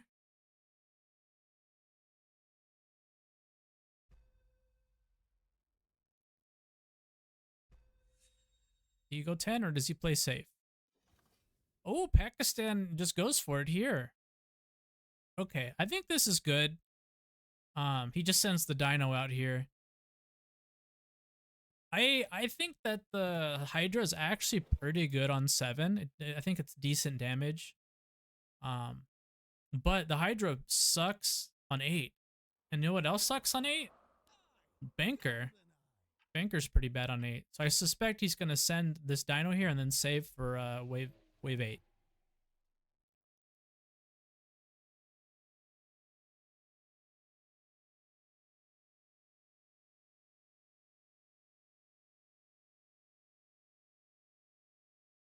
Easy holds all around.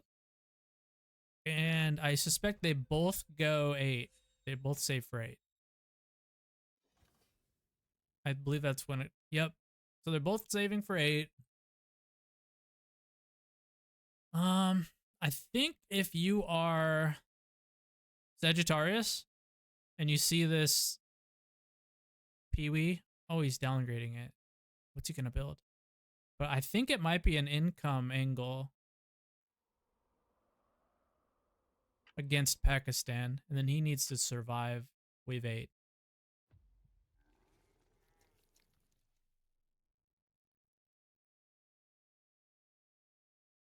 I feel like the waves go kind of fast in these 1v1. So Pakistan, he's only got 100 Mythium.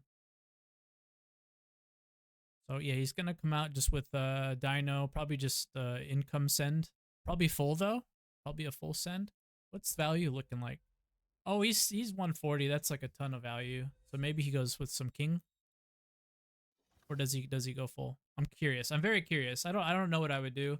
With that much value, you probably just go for it. I think you go for it. So maybe we'll see another dragon turtle come out. Sagittarius just sends income as I thought he should. Probably no king ups. I guess 1v1 doing the king ups is kind of troll. Yep. Oh wait, Pakistan goes for king ups. Okay. Okay. I wasn't sure if he was going to go full or do some king ups. And then they both do king ups. Because how much so he's plus 75 value, but he's not that great this wave. I guess this Trinity Archer is a very good tank though. So good calls all around by both the players here. Wait, Pakistan's playing really well.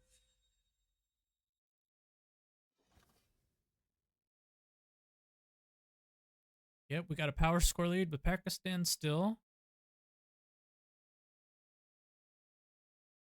What a wild game, because he's got these bankers over here, and they're just going to generate a lot of gold. And the thing is, in 1v1, the waves are very fast. So it looks like Pakistan has a huge lead right now, but how do you solve the problem of these bankers when they're just generating all this gold for him, and the waves are going by so fast where Mythium's not quite as valuable as it is in a 2v2.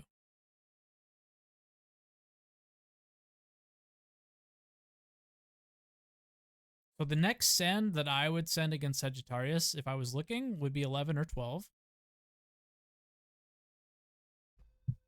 Pakistan, he's got the gate guards. It's an overall solid build from Pakistan.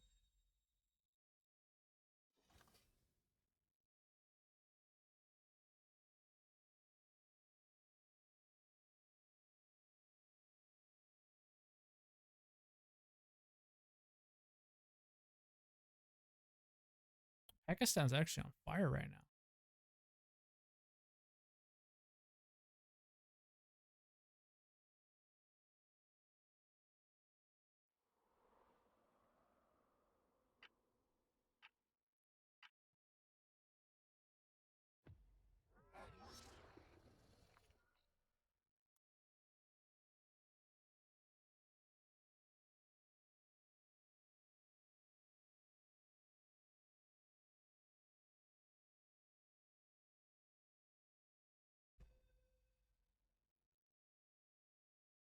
I don't know what's going to happen.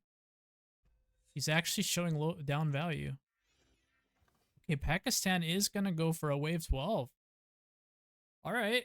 Well, it's like I said, I would be looking for an 11 or a 12 send if I was Pakistan, sending against Sagittarius, and it looks like I might have been right.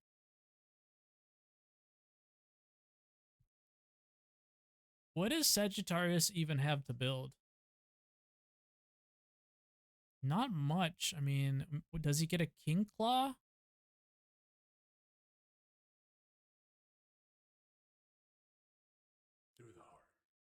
What did he just do? Oh, he upped the Trinity. Okay. Then he's going to protect his left side. He doesn't know that he's getting saved on.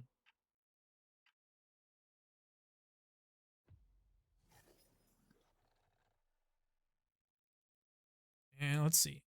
Yeah, Sagittarius is just on value now.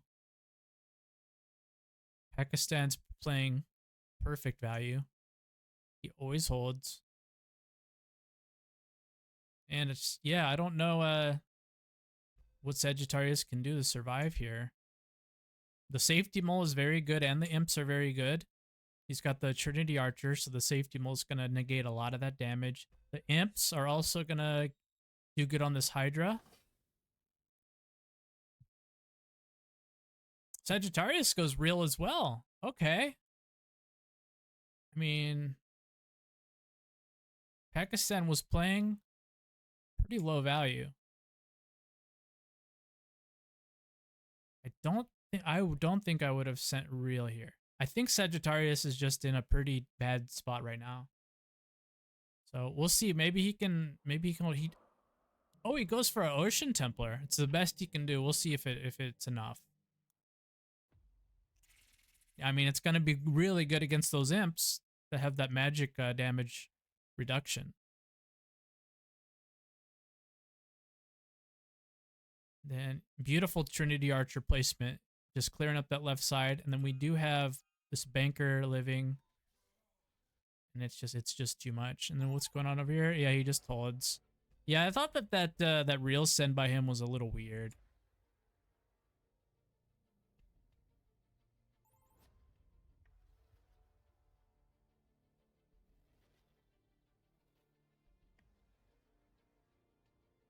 Pakistan going for the resend.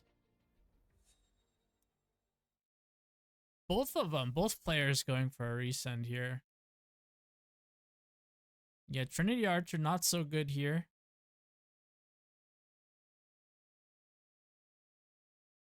The bankers actually do decent damage though. But I just think he's too far behind. So he's probably going to leak here again. I mean, we do have pack rats down here. Don't count those pack rats out. They are swift tanks. So maybe. All right, let's see what happens. Baby Sen's over here on the left.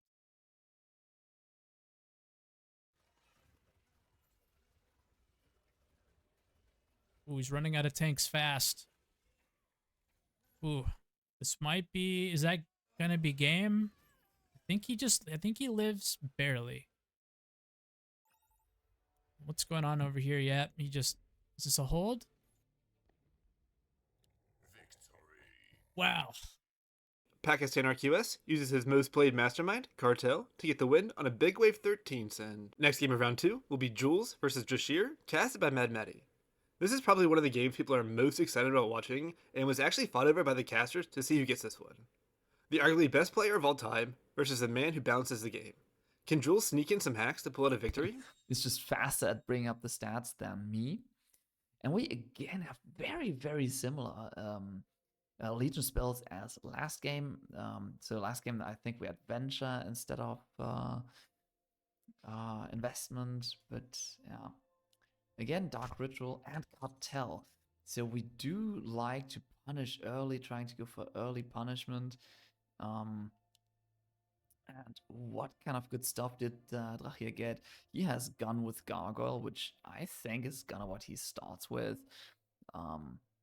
Yeah, and then plenty of good stuff. Maybe needing some good answer for Wave 6, Windhawk. But it looks pretty damn decent. And then like the weak Wave 9, maybe the Mudman. So very, very solid answers. Jules went for lock-in. I don't know if he went lock-in random or if he locked... yeah, lock-in random. So here we go. Gun, Gargoyle with these two. All as mentioned. Jules went for lock-in random. He did get the Nightmare Asses carry unit. He has a decent answer for wave 3. He can either go for a Seraphim or he can go for some Slimes. Then wave 5 is the next problematic wave for the Nightmare, where he does have the Chieftain. And after that, he can just try to hop along. Looks like a very decent role for him as well. Maybe lacking some late game tank value, but overall, definitely okay for the start. I would expect him to reroll around wave 10 and try to look for some stronger tanks and maybe for some other impact damage, which comes out a bit more quickly than the gates. Also, the gate is like 50% magic damage, so yeah, stuff like that. Nobody really applying pressure yet. Jules even going for some king ups here, meaning Draier has absolutely no pressure on him at all. Let's see how greedily he plays this. He can probably get away with simply adding a single gargoyle. It's a super quick wave. He knows he maximum can receive one snail. So I would expect him to go for like one gargoyle somewhere down here, or maybe down here.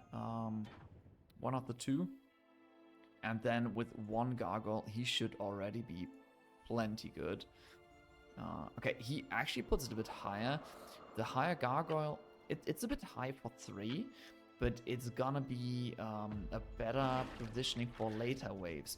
So over here, as you can see, there's pretty much nothing on the gun, but he knows he doesn't receive a lot of Mythium.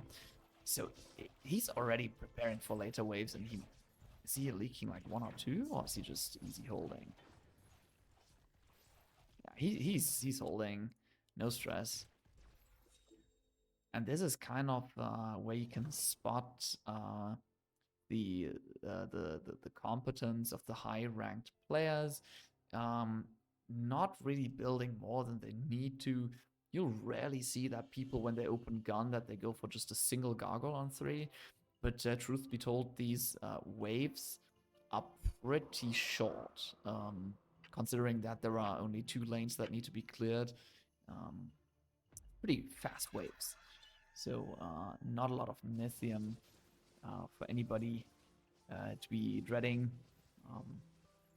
Yeah, I think we're gonna see some sense now on wave 5. Actually a robo into Jules, so we do try to get the punishment going here. Jules instead just going for a DT, so he's more chill. Okay, sadly we see his scent as blue, so don't let that get to you. That's Jules' scent with the DT, and it's double robo time. I mean, for Jules, we just have like the Pilgrim up here, and then maybe a higher split. You do want to be upping your split for that.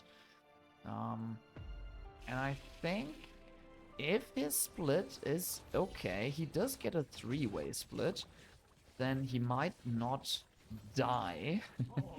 But he's definitely looking a little weak on this wave, and sadly the Pilgrim dies, which means he's gonna leak, but it's really not much. It's 2 little Scorpions and 2 Robos, so that doesn't even register as an actual leak. 39%, and he already has 2 spell, so early days looking pretty damn decent. Now I'm excited to see how this win probability is gonna shape up. 52% to the non-cartel player. Interesting. Very, very interesting. So now we're trying to protect the Nightmare a bit more, also trying to not make the Pilgrim suicide. The idea is that one should tank around 3, that one should tank 1 or 2, and that one should tank the rest. And then the chain healing of the Pilgrim just hits all of them, and you get the maximum value out of it. A 100 real cent into Draier. He makes his gun tank exactly 1, which is like perfect. I mean, you can also make it tank 2, might even be slightly better. And we do get a slightly bigger lead this time. It's around 50% against Draier, and he's gonna take more damage than 15% for sure. Maybe small advantages for Jules, but I need to say that Draier's board just looks cleaner to me. For now, I don't really see a weakness for him coming up, whereas Jules' board has a little bit of rubbish on it, and he doesn't have any strong arcane tanks yet. He can go for some slime spam here. That's about it. And he's already re-rolling now. Okay, he finished his reroll and didn't pick anything. That is quite rough. Yeah, we cannot see what his reroll contained, but yeah, I don't think this is going to be like a giga late game build. So maybe maybe Jules would be happy if this game does not go to like wave 20 or something. Slime Siren does not reach full mana, but even if it had, it would not have protected this Nightmare. And we're gonna see yet another leak here, and this one is way bigger than the last. Plenty of spell on it, considering there's only one guy doing the King Ops. So he's gonna be happy about that, but these leaks are really punishing. So much king damage from like a single leak. Wow. Okay, so now the next kind of weakness on his board is wave 9. So I wouldn't be I would not have been surprised to see him shift a little bit. He is kind of preparing against wave 9 with the Royal Guard. Royal Guard is not as shit as it might seem on wave on wave 8. Because it does have the deflection ability to at least take 15% reduced range damage. So it's not like magic attacking natural, it's more like pure. Like it's almost ±0. Just slightly on the negative. Okay, Draier does get some king ups into him. I don't know if he's going to be able to push that much because he doesn't have the greatest units yet for 9. He has 3 Windhawks, and he definitely needs at least 1 pilot to do well here. And he will need to sell a little bit for it. Okay, so he sold 1 Bone Warrior for it. Now has a Violet, but I'm pretty sure that he will be forced to go for a big gun next if he doesn't want to leak a lot. I mean, maybe he can get away with adding a second gun and raising his split. We'll need to see. But Jules really not applying any pressure, and this might break his neck on 10, because Draier already has 200 Mythium saved up, and Jules was praying for a wave 9 send, because he has like the god unit for that here. But now that it's wave 10, I think we are going to see quite an enormous leak here. Maybe even a game-ending leak? I don't know. Let's see, Jules. What can you offer to not die? Gates are not really fantastic against wave 10. No pierce damage. Also, it requires a lot of delay, but that one also needs a lot of delay, and that one needs a lot of delay. So really lacking delay. Okay, so instead of adding a second gate, we do go for delay, which I think is the right choice. A boss might go right. I would expect the boss to go right. Yeah, boss and GK go to the right, and it's going to be a DPS GK. That is probably the best he could have hoped for. That means that he's able to deal a lot of damage to the boss and take way less damage in mid against the leak. So Draier also leaking small. And this is going to be a like significant number, 71%, but it's not going to be lethal. Definitely not. The boss should die fairly quickly. And the GK is not really that threatening to the king. So great job to have an equal split. My initial thought was like, okay, this needs to be half square lower so that the boss walks to the left and guarantees to attack the buckler. However, this allowed him to dodge the tank that was sent in front. So very well played by Jules.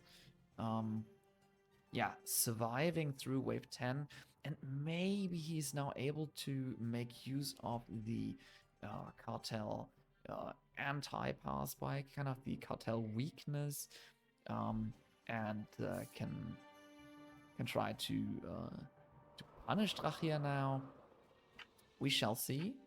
It's Dark Ritual from both players, which definitely favors Jules in that regard. First of all, because Jules had less HP on his boss in the first place, so he loses less less health.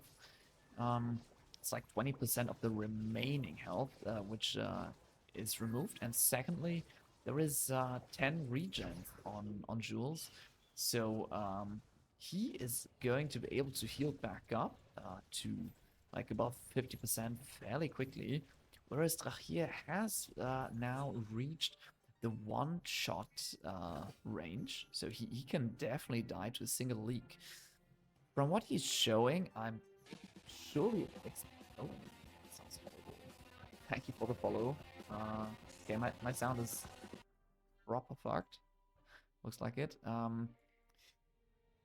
Thank you very much for the follow. So this looks like a wave 13 send, but look what Draier is doing. He's just shifting 250 gold and he has Millennium, so he's going to pull out a full Doomsday and place it like somewhere around here. And it's going to be a Doomsday with Dank Mage. If Jules wants to have any chance of leaking that, he would need to send like double GK, but why would you ever send like GKs into two guns? It's highly counterintuitive. He goes for Imps. Imps is not terrible, but Imp Brute Snail will not be enough. Okay, it's not a Doomsday. Draier did not shift enough for that. It's just a Millennium, so to say.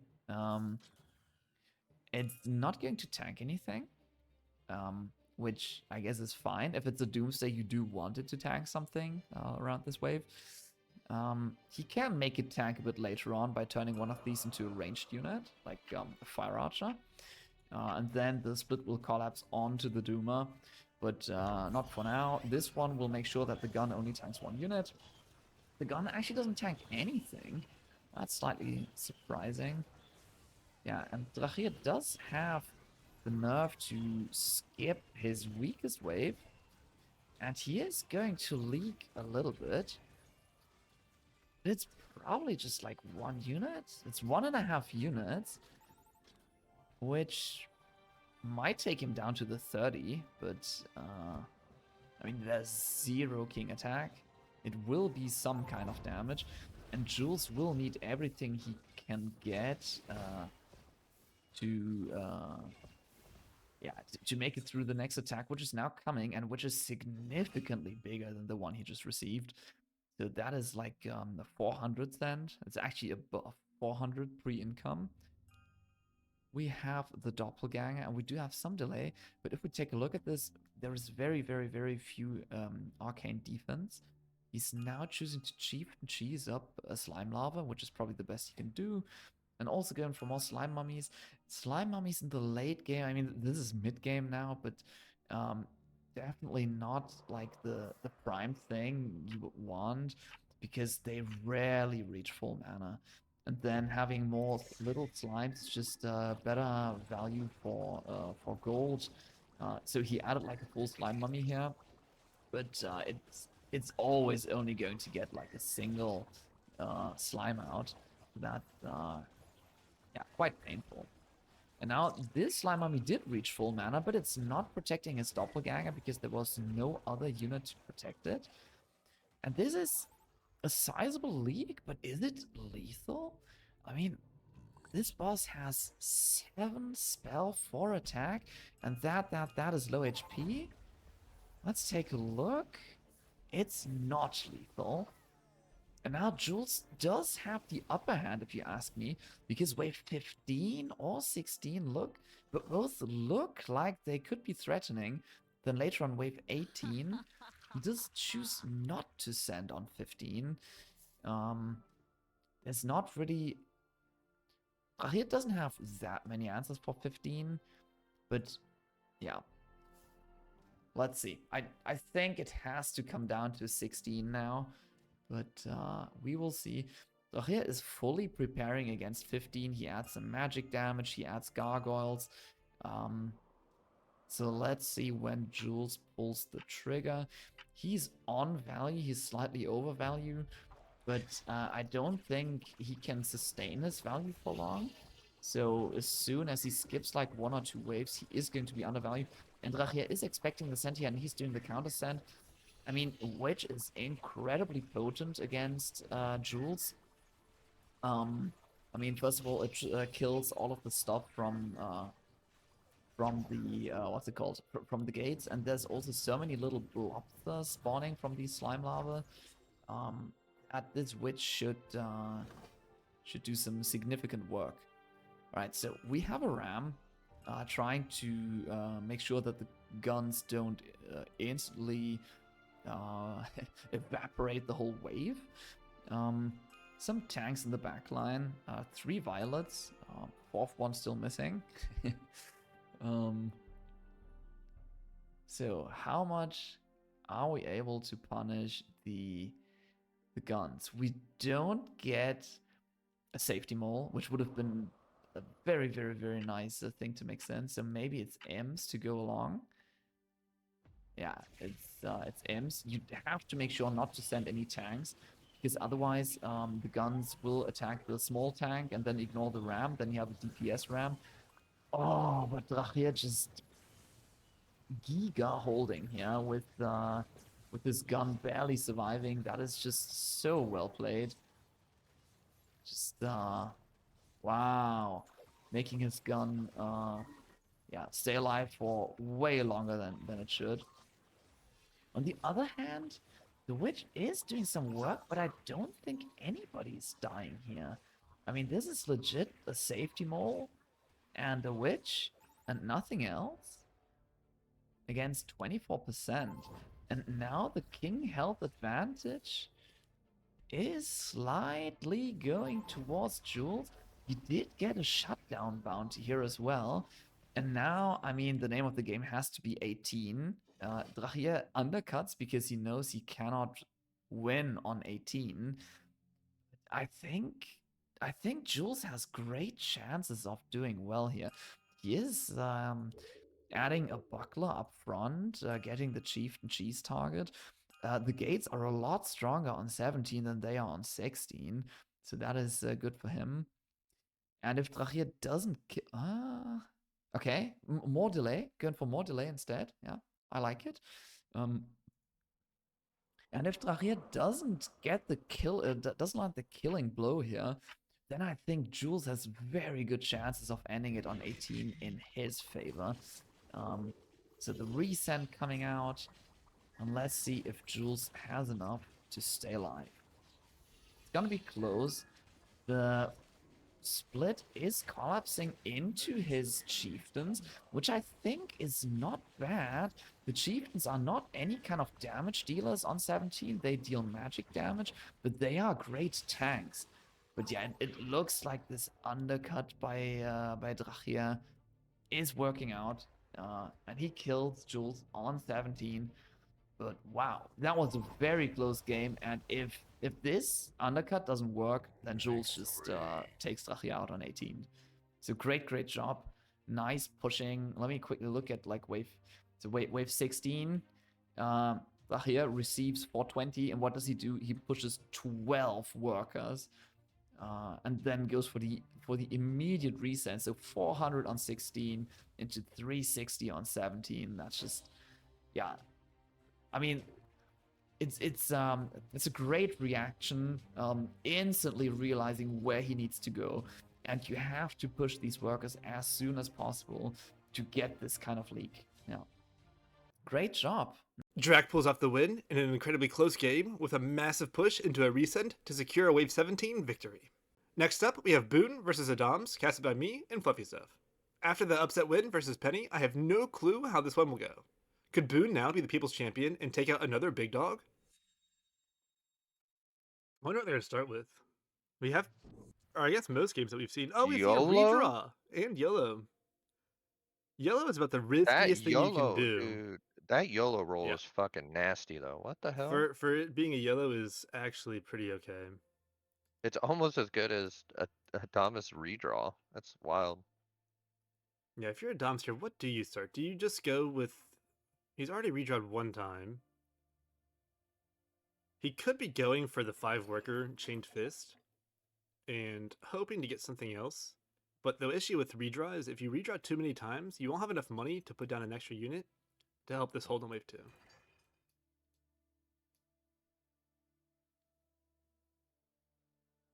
Nice little POTA start from Boon, so it's pretty standard. So the only Oh, player... we're starting Nightmare over here. That's what I figured we would do. He also has the Coiler. The only player that I've ever seen enjoy those two combinations of units is Kupo. Yeah. He has been double locking it in. He's so convinced that it's the most OP thing in the world. I'm not It's convinced not, yet. unfortunately. It's not. It's a little weird. And Adams did opt to go with Eh. the Nightmare instead. You need a ranged tier 1 to kind of make that work. He in the does have a range split. tier 1. No, I'm talking about the Coiler POTA thing. Yeah, he's got a polywog. No, but that's what I'm saying. But normally Kupo doesn't. Oh, yeah. So everyone was seeing just a basic start here. King ups from both players. Yeah, everyone's playing a bit safe. Nobody's gonna snail. Get the extra money for the players to maybe push the extra worker. Nobody wants to risk that. And Adams should be fine with just a gargoyle or two on wave 3 with his Nightmare.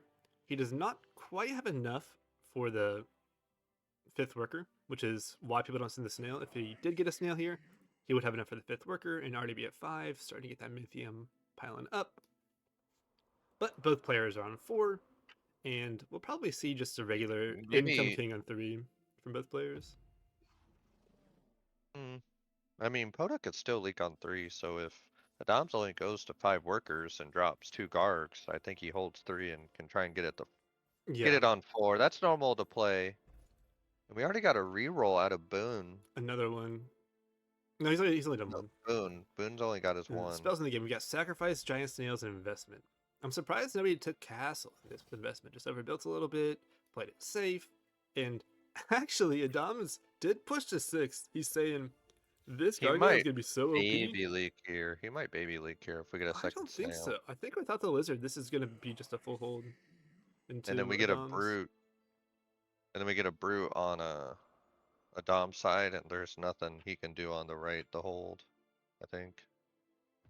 We'll see how he decides to play. Oh, even double lizards, maybe double lizards. You know, we'll see what Adams is trying to go for here. Boon I mean, you probably can't will go just 5. go.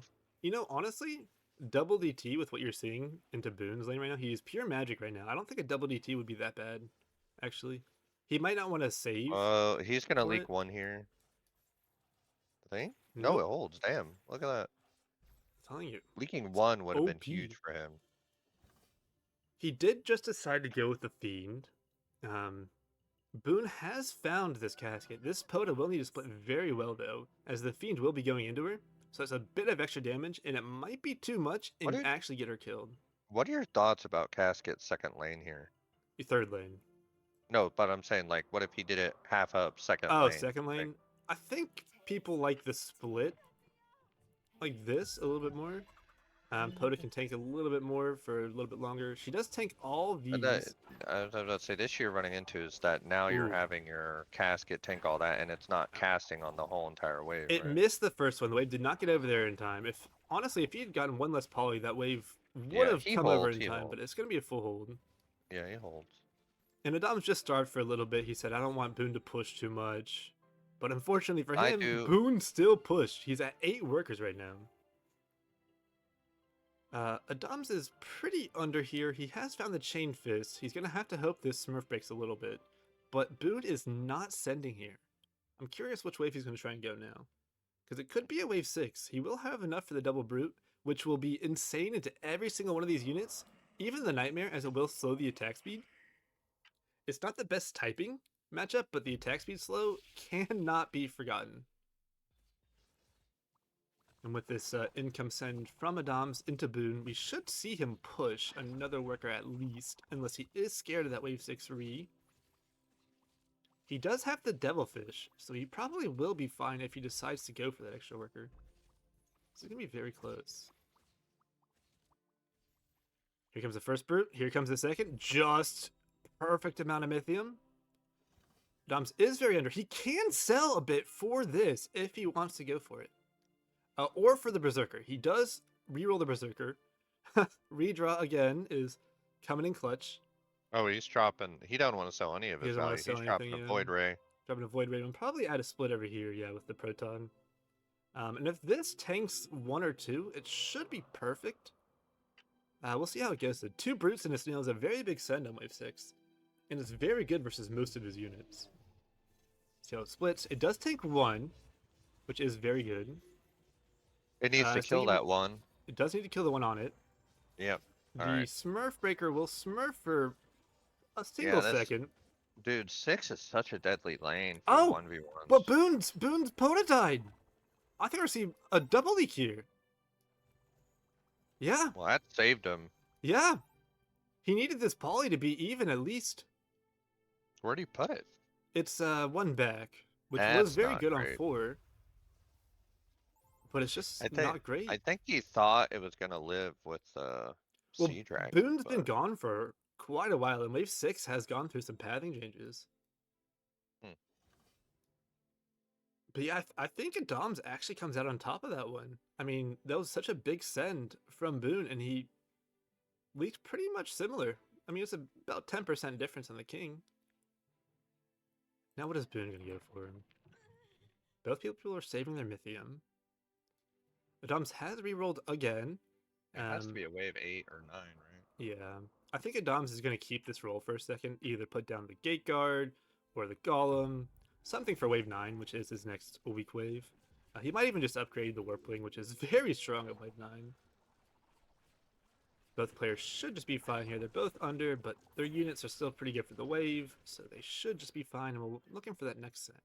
I'm assuming it's going to be a wave 9, at least from Adams into Boon. Boon is showing very, very little good units for the wave 9. And we can see that all he really has is that Avenger. If not that, he could possibly shift for his area. We'll see what happens. This is a bit of a long wave. Both players think the wave is too long, and they do income send here. Either that, or they're thinking, oh, they're going to shift for wave 9, because everybody looks weak on wave 9.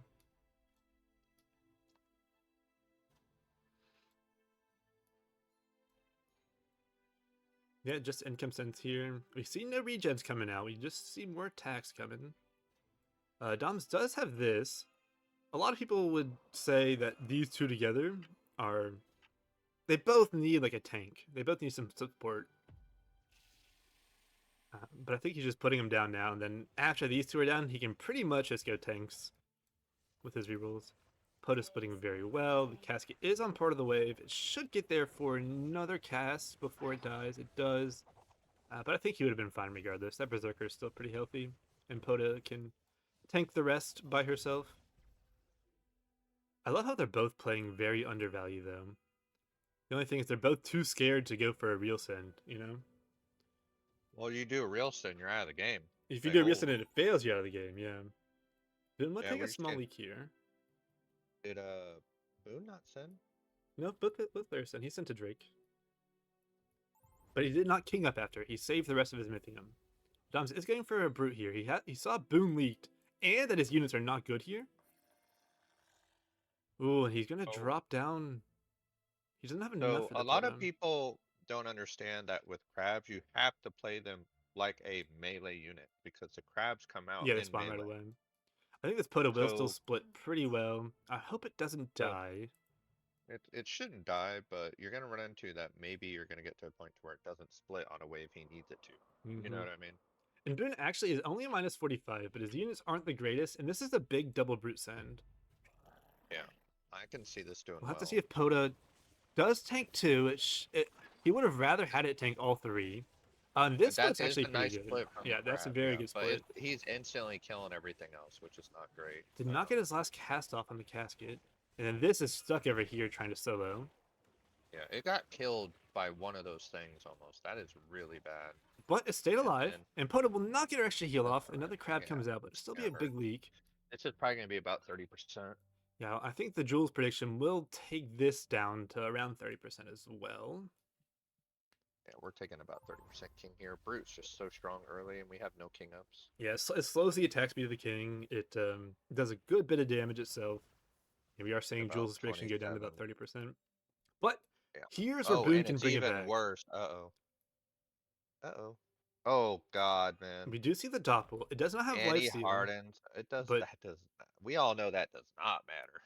Yeah, I mean it can, I but he mean, does it's have a gonna lot of be good well- support for it. It's gonna be a little harder for him to kill the ogre with that. And we might see the so- brute after income. Boon has dropped a second berserker. He should be fine here. He is minus 160, but 2 berserkers with a couple of devilfish, kind of safe on wave 10. The Dums does suspect the send is coming. Here comes the brute. Does get sniped right away. That doppel can solo the boss if it's around half HP. It is being focused, I believe, right now. Yeah, it is getting targeted, which sucks. But the dancer's But he still holds. alive. Yeah, the dancer's dancing. He does not hold. Oh, Even the but he brute, does have a lot of king attack. How much boss health does this boss have? it might get one attack off before it dies, but the ogre still will do some good damage. It's not over yet. We could see a giant snail send from both players. It's not bad into either, especially Boon with all the single target damage that he has. Yeah, that did not help the percentage at all. He needed like a full leak there. It- I think we just take sacrifice if we're Boon, maybe. And you don't want this to go late, obviously, because you're already behind, right? So Yeah, so you're not gonna try an investment play. no, you don't want to invest. Yeah, he's gone sack, and he might push those 2 workers. He might wait to see if Adam's income's here. And Adam's is quite under. He's got 252 gold. He's trying to decide what to do with it. We're gonna be way on value on Boon, and if Adama sees that, then this game might just be a game 15 or And Adams has gone for the giant snail. I do like that call. I think it's one of the most fun spells in the game. It's been nerfed twice recently, but I still think it's And very it's still strong. strong. Yeah, it's very strong still. No sends are coming out. Now, do you think Adams goes for a wave 12? He sees that Boon is very good on wave 13. He's not good on 14 though. He's All he not had good on is 14. So it's a caskets. 12 or 14 from Adams into Boon right now, are the most likely situations. We'll see if Boon Unfortunately, with does not go for a send. YOLO and the redraw, if you kind of think about it, they're kind of like the opposite, right? So we've kind of put ourselves in a Yeah. position where Adamas can build whatever he wants for whatever wave. It's and Boon's infinite just pigeoned options into one build, yeah. versus good luck with whatever you get. Mm-hmm.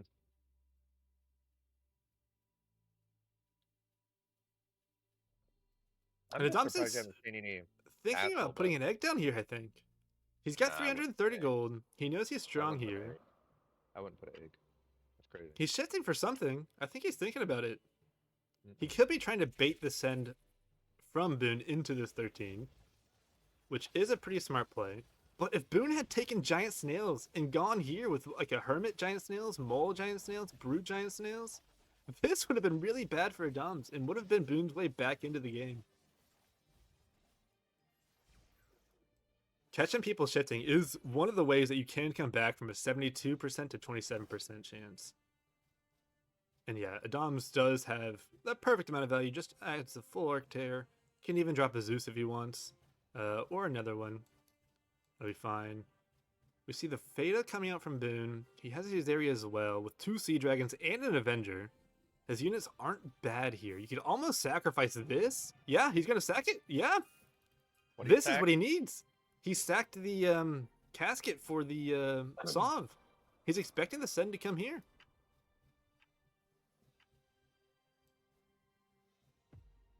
We see a Harden from Adams as well, but I want to look over here at Boon.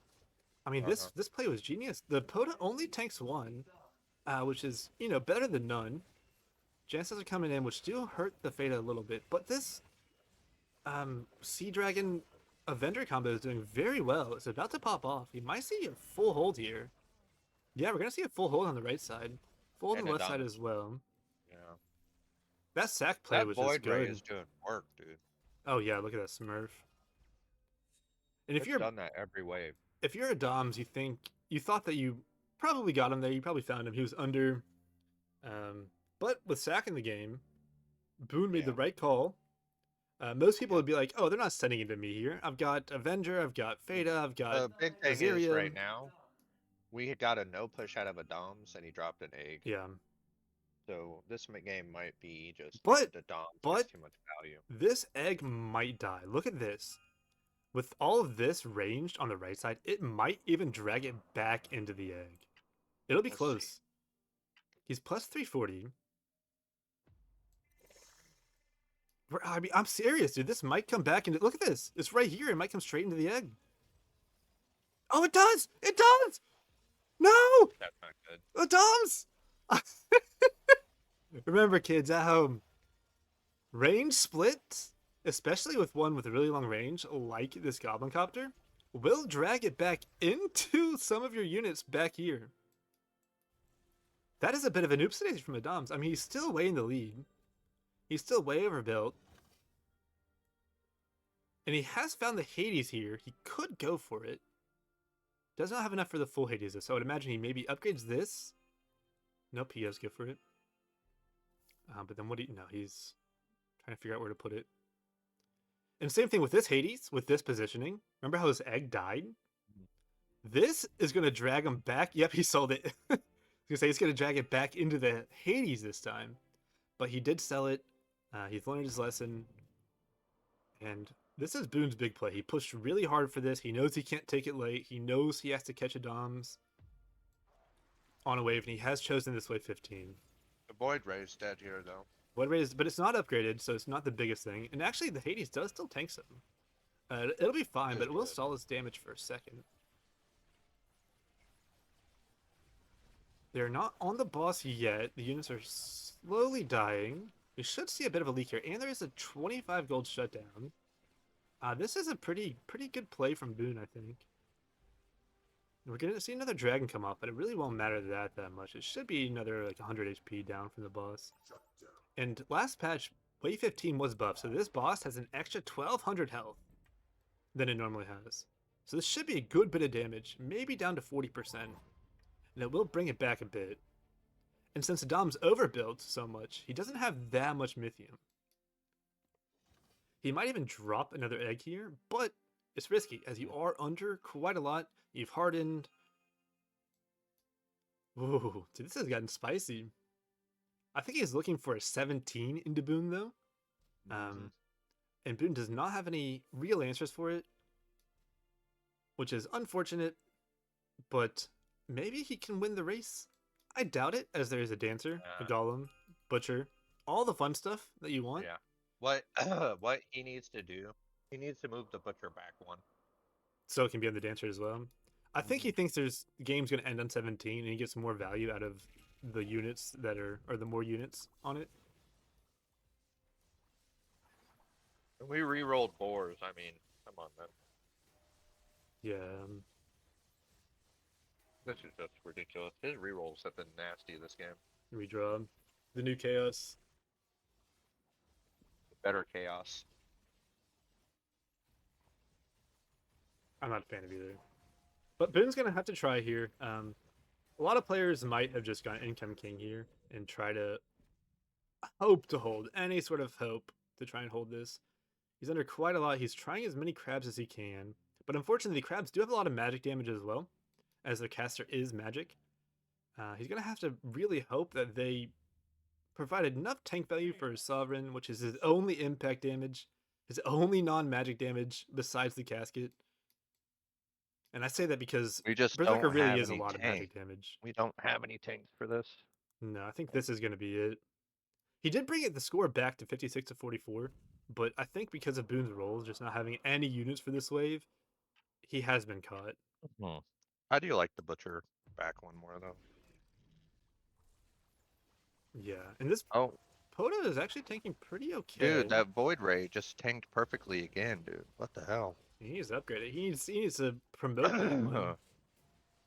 It's done a lot of work for him this game. It has. And the Poda's actually doing quite well here. So the crabs, it stalled for a little bit. I'm wondering if he had got an Income King here, if he would have lived. And he will. No, that's way too much. Uh-oh. Yeah, there is going to be a leak here as well from the Doms, but I don't think it's going to matter. The 4 Eyes, yeah, is going to be devastating. That was a good game. That was I'm so glad we casted that one. Yeah, that was a really good one. After an incredibly close game, Adams clutches the win with a big wave 17 send, knocking out the people's champion, Boon. Final game of round 2 will be Doof versus Fine, casted by Seto Kaiba. Can the self-proclaimed GOAT of Legion take out the highest seed that is Fine? Fine, we see taking Cartel here. Doofus, the very memey player, is still taking his time to think about this.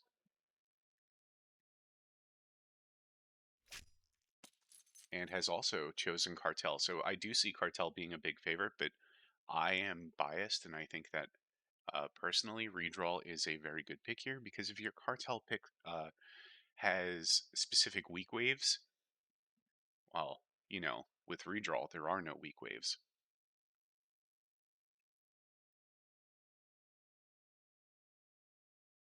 For those of you who want to see how the tourney is going so far, please check out the link that I've just sent into chat. Fine, starting with the Archer and probably a unit off to the right there. Doofus here is still picking, feeling a little bit slower today, you know, just to kind of shake the cobwebs out. Probably hit ready very soon.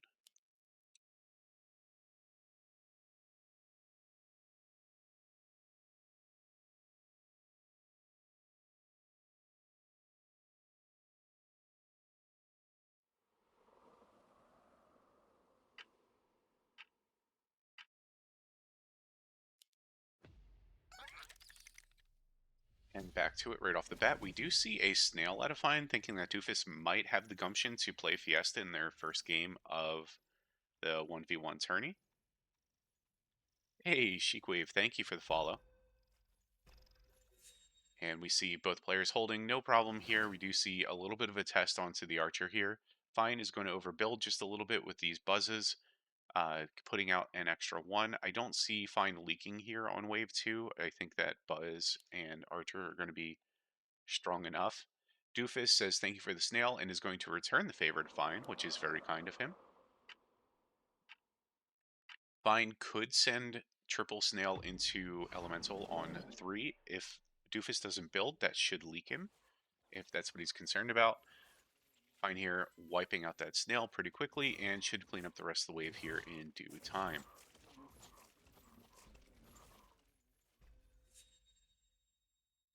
So we do see a lot of presence from our players to kind of just be mindful of what it is their opponents can be doing. And I say this based on the fact that, even though we're throwing, uh, cute little jabs back and forth at each other, that um, they're still taking the time to like analyze their opponent's boards in that, and they're taking that time to say, I could have possibly gotten Fine here if he didn't build that second Buzz, and just threw out that little bit of test there. Fine here leaking basically, tanking basically nothing onto that Archer. Only took a hit or two, as expected. Doofus here did not get sent on 3, so Fine already preparing for a little bit of a possible mini baby start. Doofus here just kind of getting that brute in income could be pretty devastating. However, the elite archer, based on last wave, didn't tank pretty much anything at all. And Buzz is very, very, very strong on this wave, and there's the possibility that that Buzz could even snipe that brute. And if that brute gets sniped, Fine is looking very, very healthy on this wave. Fine didn't even spend all of their gold onto an extra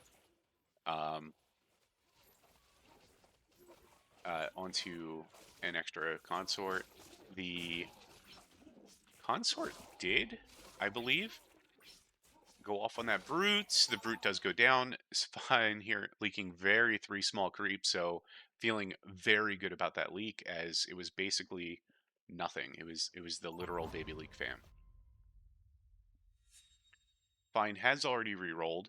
Doofus has not re-rolled. They're sitting on value here, feeling just fine about the wave. They've got a tree for this wave if they really wanted. They probably could have even pushed one more, but feeling a little bit afraid that Fine was doing some kind of crazy, spooky, massive send for next, but that is not the case. And Fine is potentially thinking about a wave 6 income, and then just trying to find their way to 9, I think, right now is the play. Doofus did send a Robo after income into Fine there. I don't think that it's going to matter that much. They have the gate guard. It already got out one spawn and is prepping another.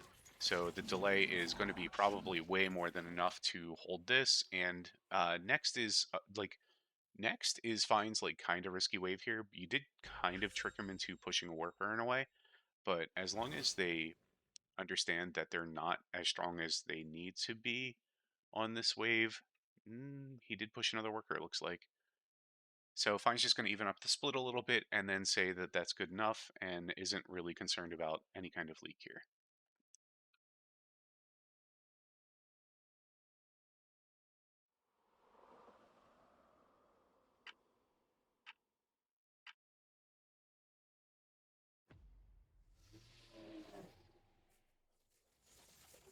The Archer tanks just one Rocco, which is the perfect amount of Roccos for the Archer to tank on wave 6. The raised consort did its job. The Warg sitting just outside of its range here, doing exactly what it needed. Fine is going to try and leak Doofus on 7 with the Hermit. Very difficult to do with the build that Doofus has. He has 2 elementals that are upgraded. He's building 3 more little elementals, as they're just kind of okay damage and tanking on 7. Like, they're the perfect typing for 7 just in general, but as it is going to be all kind of baby damage out of the little ones, it might be somewhat worthwhile, but I don't know if Fine Send here is going to be that effective.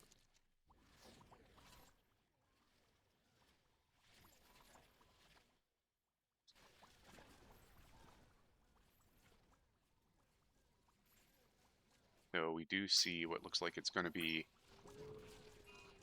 a full hold out of Doofus. I'm never really too concerned here. Fine Send was possibly a little bit sus. Doof should push pretty healthy off this as long as they have a good plan for 9, which it looks like they've got wargs and trees at this point. That's pretty good. I don't see a whole lot of avenues for this steed to be super useful unless he does turn these trees into those explodey boys, the trees of knowledge, which would be funny. I'm not sure about how good it is, but I do think it would be pretty funny.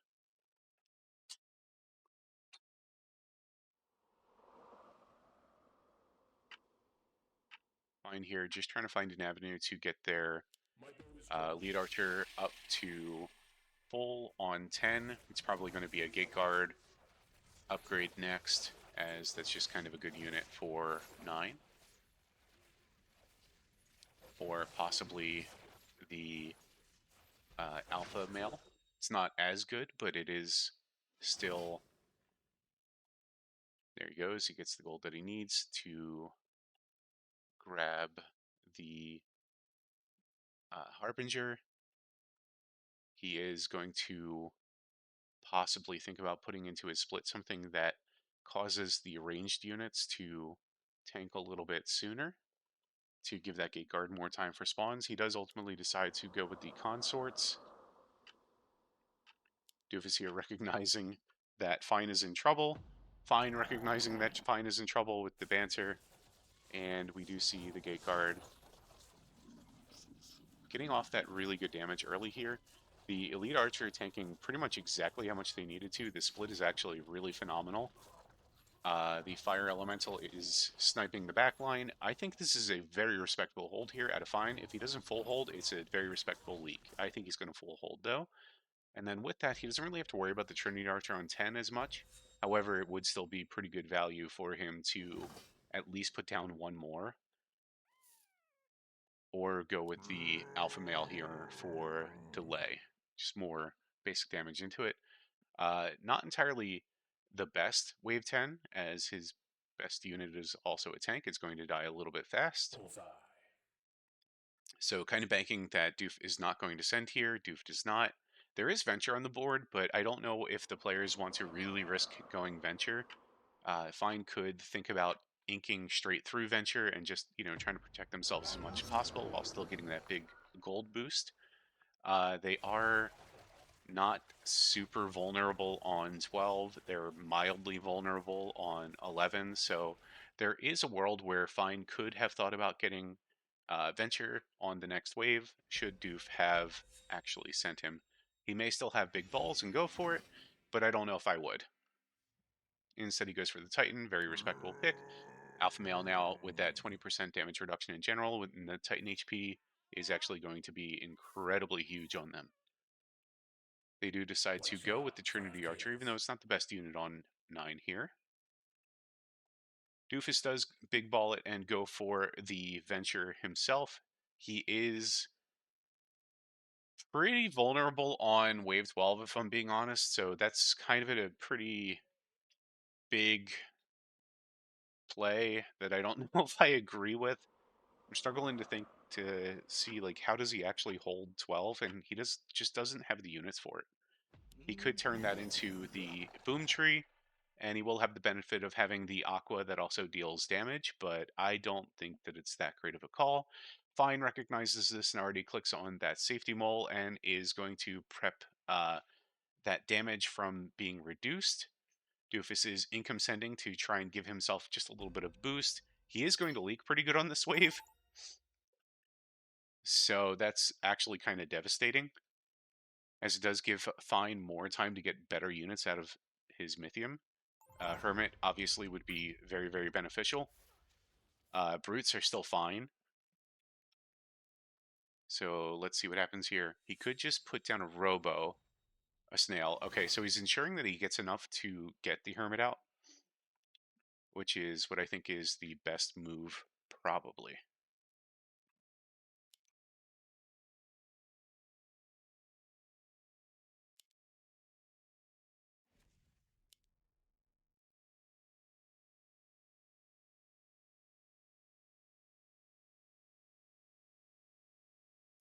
Doofus is really down in value this wave. So this could be a pretty meaty leak here. You see Jules predicting the 92% win for Fine. Let's see how that actually goes. He did absolutely up the tree, which was predicted. However, the tree has already gone down. You do see all of his units just absolutely getting melted. That Fire Elemental was smurfing for kind of a really long time. Very impressive display, but definitely not going to be valuable enough to continue to do damage if the whole rest of his units die. So you'll see here the King's going to go down to sub 10% HP if it doesn't just die here, which it does.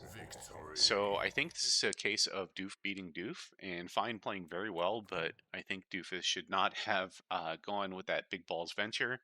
He did, I respect it, but it was not the correct play here. Doof tried a greedy venture play, and it came back to bite him when Fine ended the game on a big wave 12 send. Getting into the first game of the semifinals, we have Fine versus Adams. Both players have won some close games to get here, but who will advance to the finals? So not bad, not bad. So Adams, one of the very, very few redraw players. Fine, kind of playing greed only, and he does stick to that. So no cartel in this game. I'm pretty sure. I highly doubt that Adams is gonna go for cartel. So both of them are going for the stuff that they, kind of always play on the ladder. So we have some Chain Fist opener over here. Instant reroll. Interesting. He's rerolling a few times. I thought he was gonna go for an Oathbreaker and then add a Ranger up here, but he's really spamming the rerolls. Already spent 4 gold on it. And let's see, I mean, if he goes for an Oathbreaker, if he goes for an Oathbreaker, he would be able to back this up with some Seedling spams.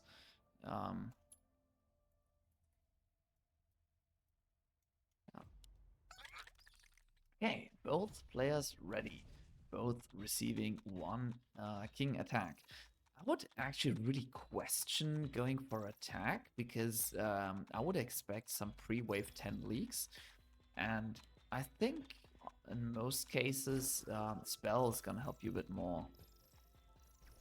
See egg wave 2, I doubt it, but it would be amazing. Yeah, so there is the Ranger as mentioned, but what's kind of annoying about this, Ranger was already in the initial roll. So that's kind of a little sad. It is a little sad that so much gold was kind of spent just to get the Seedling. Yeah, but Seedling over here is just adding a little bit of split value. Now the Oathbreaker surviving for a very long time, and it's an easy hold. And now another reroll, and this one is really nice. He now has the Copter now. He does have the Copter, and he does have the Pirate Skeleton for a free shift. So he could just drop the Skeleton here and go for like a final form next, and then be Giga safe until wave 6. Where he doesn't need to add that much, to be honest. It would give him a very hard push before then. Yeah, let's see. Let's see what he's gonna go for. I mean, the Skeleton is very strong in itself on wave 4. So maybe he just keeps it for another wave. We'll see. We'll see. It's gonna be a long wave, so is he leaking 1? Yeah, he's leaking 1. Yeah. Longest. No, actually not. Actually not. Wow. So close. Yeah. Fine. Consistently hunting his rat. Even on wave 3, his big weakness on the Nightmare. But he did see that Adams was not applying that much pressure. Fine only received a single what's it called? Single king up, so nothing, no snail, and he held that with just 50 value in Peewees on his right side. So that definitely would have been a sizable leak to something like a lizard or whatever. Both skipping here on this wave. The Daphne kind of unleakable on wave 4. I mean, unless you send something like a dino. But incredibly strong. Both try to go for a punish. Daphne is very good at killing the Scorpion King because it deals 15 bonus damage against the boss. Plus, it gives amplifying attack, so it kind of deals 18 bonus damage. Let's take a look. Wow. Ipoda. That should be an easy hold on Fine's lane, but Adams also pulls out some very strong answers here in the form of a Seraphim, and the Seraphim should not get murdered here, or does it? No, the Oathbreaker is fast enough at rotating, and over here, the Poda is not going to be able to kill the Brute, but it's a very small leak. And both sides, yeah, having very small leaks. Okay, so for Adapt, it's bigger, but the Brute is already on low HP, and the HP is not taken into account for non-bosses. So, similar territories on both sides. The economic damage is a bit bigger on Adam's side, because not killing the Brute is just lost gold. So leaking the Brute on 1 health, or killing it, makes no diff regarding King health, but it makes quite the difference regarding finance. Okay, so a DT to punish the Poda, not really much of a send, and Fine feeling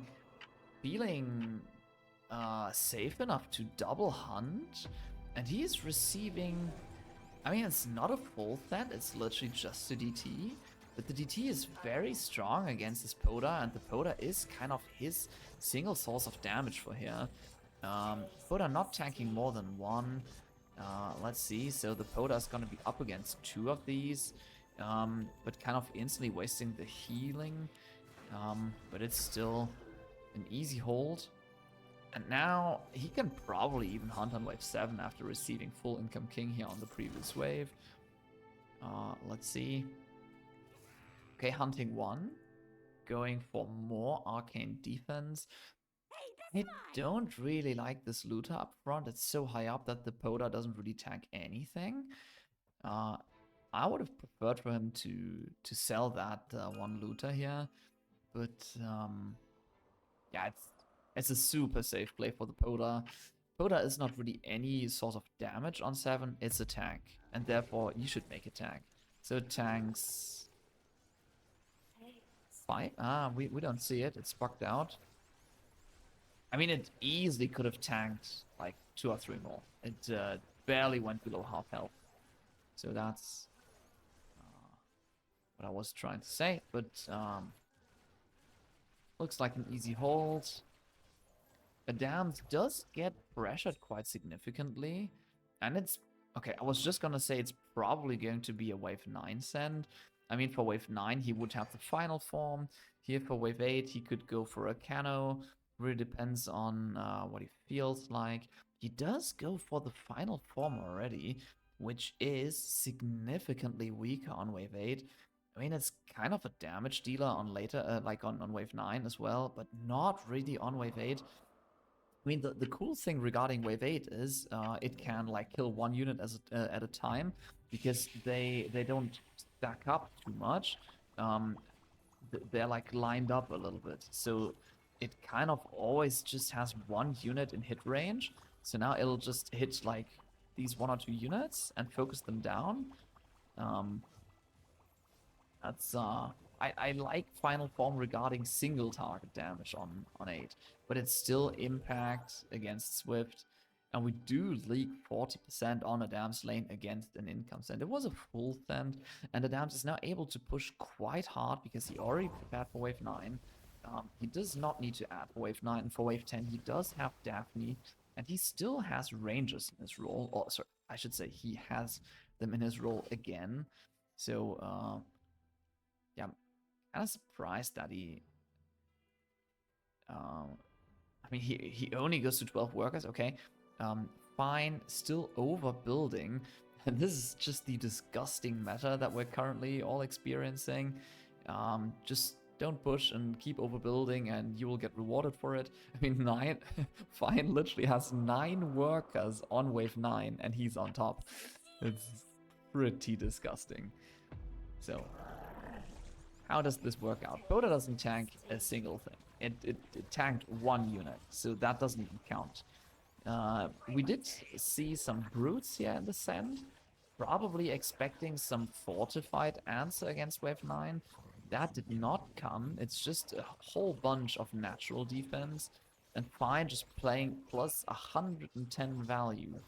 However, he's not able to push that much because he still has Poda for wave 10. So his primary source of damage for next wave is an alpha male. It's not that much, but he's at least able to hunt both of them. So boss runs to the right, walks down over here. The Poda would be able to snipe some melee mercenaries, which spawn behind the boss, typically. I mean, it's typically able to to kill them, not that they typically spawn behind the boss. They always do. Double hunt. That's not something you see very often with Poda on 10. All right, so it should be easy holding on both. And now we have 2 hyper aggressive spells and 1 defensive spell. I want to see if one of them goes for like AoE 12 and tries to deal some significant damage. Wouldn't be too surprised. There is no life-saving thing like Dark Ritual or Savior or whatever. It does sell for the Poda and goes for Glacial. Glacial Touch on the Poda means he's easily able to hunt.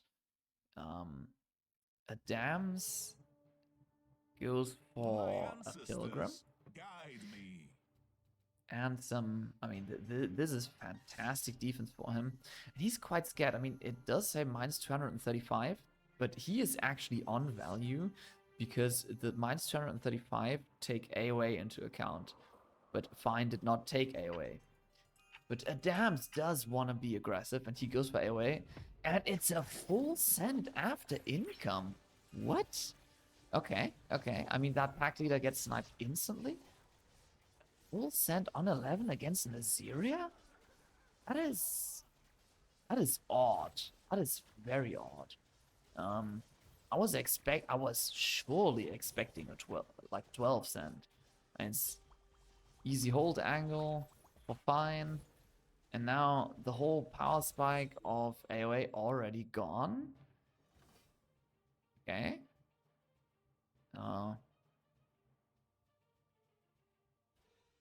Yeah, I don't really understand it. I mean, Fine would have been able to have quite some value on 12 simply by not hunting. Maybe Adams thought he could catch him greeding a lot. He did double hunt, but Assyria with Glacial and then all natural defense, it's just too much. It's not something you can break easily. If you want to break this on 11, you need like a Ram or something. I mean, yeah, Ram or Kraken, something like that, and you can make it leak, but not Pack. Pack is definitely not enough. And as you can see, Wave 12, he's much weak against Wave 12. Although, truth be told, Glacial is very strong against Wave 12. Wow. A leak to no send on Adams. And that is a leak which will deal like 25% king damage at least, right? That's pretty nasty. So we start at 82. We go to 54. Wow. Team? Yeah. So Adam's now minus 700. He's probably, I don't know, he's not going for another infiltrator because he doesn't have them in his role anymore. Do need to keep in mind that he's redraw. He does have 2 fully boosted orchids, so that is fantastic stuff. And Fine is not sending DTs or Kraken or anything, so they will do some decent shredding. And Adams is going for a counter attack as well, but I think Fine is just gonna be fine, and should be easy chilling here. Whereas Adams, I think, looks quite dead. Let's see. So the front line now gone. He is nicely spreading all of his damage across 3 thingies. And I once have to bring it up, but yeah, this is fine. Victory. Planned to do it on wave 1 and I forgot, but you have to do this at least once a game if you're playing against Fine. Sure. Yeah, so pretty... I mean, it's a game which started off like this quite early on. Lots and lots of re-rolls on Adam's lane. Like I said, starting off with the Archer. I mean, we see the final roll at wave 1. Like when wave 1 starts, not where the Oathbreaker's still in it. But then re-rolling like 4 or 5 times and still getting like the same. The Pirate Skeleton, I thought was fantastic. But then going for a Daphne felt like not the strongest thing for the hardest push.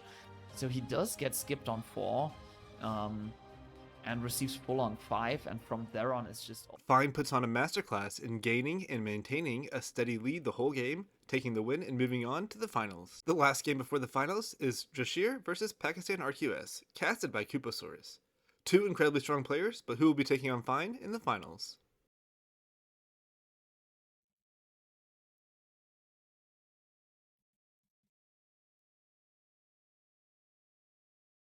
There. Pakistan versus Draier.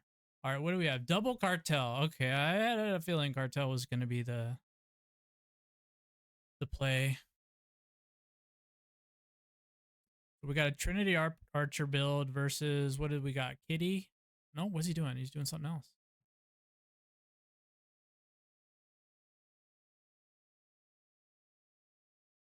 What are you doing, Draier?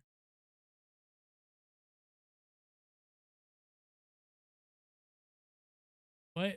Pakistan left the game. Uh-oh. We have a disconnect.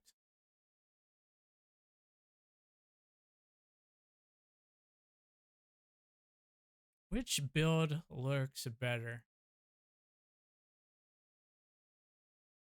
Atoms are just solid early game until about, I'd say, wave 9. He's got Kitty, which is also solid early game. But Pakistan has the Trinity Archer with Tempest, which is pretty good if you can survive wave 5 and 6.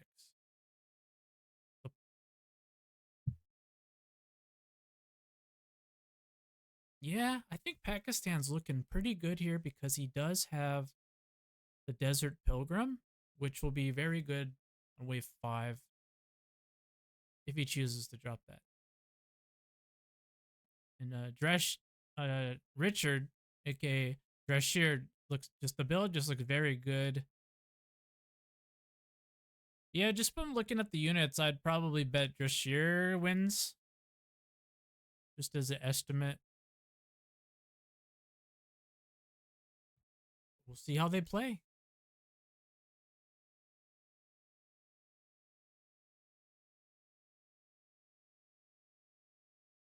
And now Draier paused the game. I didn't know you could, can you do that? In the custom game, I guess you can pause.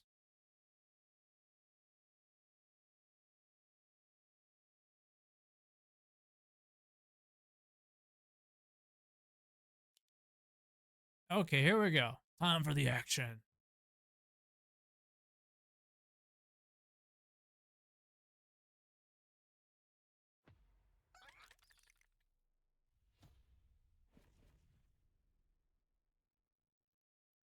Both start with a king up.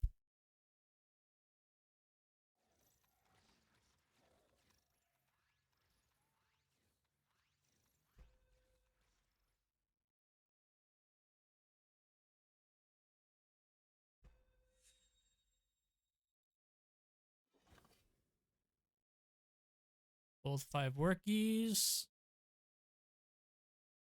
And let's see, are we gonna get king ups?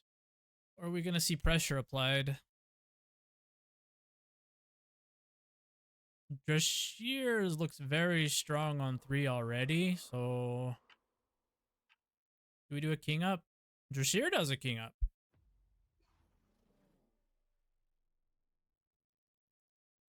Okay.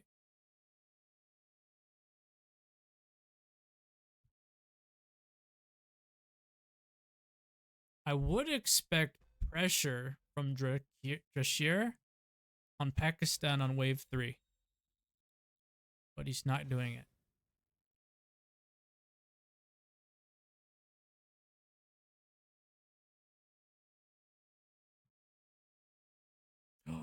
What a genius play. Wait, look at this. So he builds the Crusher. Is Draier gonna go on 4?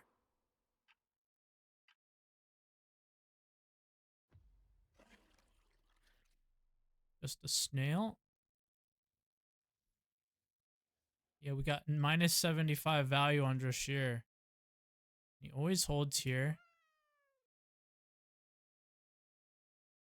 I'm very curious. Are we gonna see a wave 4? A wave 4 send. Let's see what happens. Or maybe he just saves for a really hard 5, but I wouldn't do that because that yeah, he just goes income. Okay. Yeah, this thing will tank for days on 5, like a lot. You'd have to Brutus this. So I think it's a good call to just send some snails here.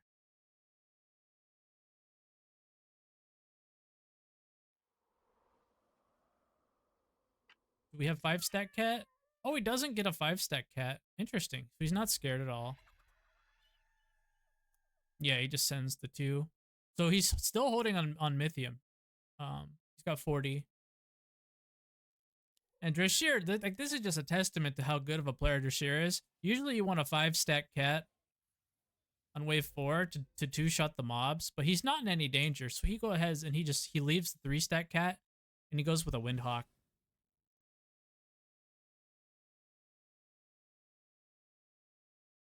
Now the Windhawk is probably much better on 5 and 6 than the cat.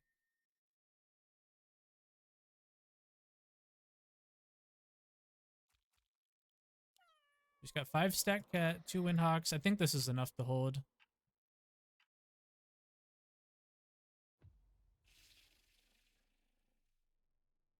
Okay.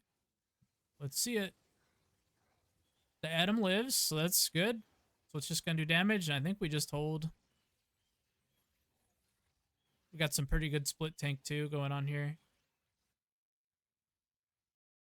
Yep. Very nice, Draier. They both save. I'm not sure what's in Pakistan's mind right now, because the kitty is very strong on 7. The atoms are generally very strong. So I'm not sure if he's going to get Draier anytime soon. We might see an income play.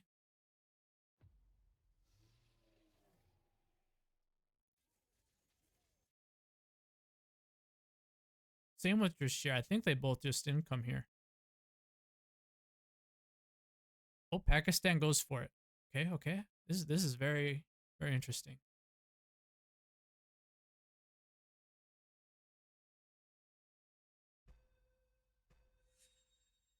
I'm a little nervous about this real send in the Draier because Pakistan was not able to push. He's got 8 workies. I don't really like sending real when you don't get to push. So did we finish? So he finishes the cat. Tempest is very strong. And Draier is just scaling with Income King. So Pakistan needs this leak. But I don't know if he'll get it. Okay, we're down 120. There's a chance. There's a chance. We got Brutus on the cat.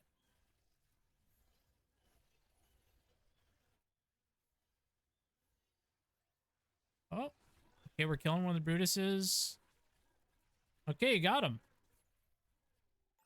This is a 62%. Okay. I'm actually pretty impressed that that got him. How much king is this in a 1v1? That's 10. Looking at like 20% maybe king. I mean, it's good, right? Draier, I mean, the scores are equal.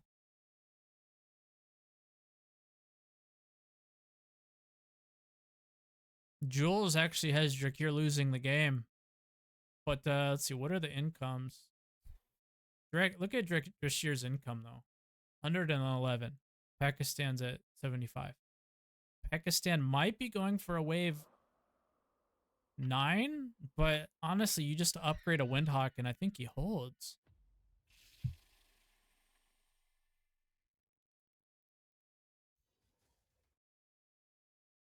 This is a pretty wild game. So far it's just all income king from Draier. But Pakistan is just looking like a predator trying to find those leaks.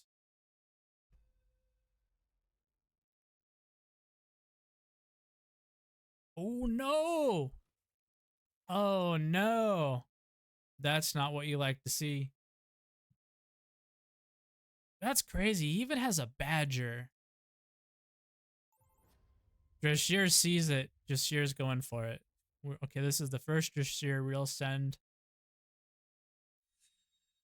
Yeah, Pakistan's going to just go for income here because, like I said, he literally upgrades a Windhawk. He's got 2 of them even. There's literally no way you leak this. This is an unleakable wave 9. So the focus is now over here. But Chieftain is possibly one of the best units you could ever have on wave 9. And he's even got a buckler up front. So I think this has a good chance to hold. This doesn't tank, though. I'd like to see this tank. Let's see if it tanks. Well, this needs to walk up and tank. No, it doesn't tank. Okay, we'll see what happens.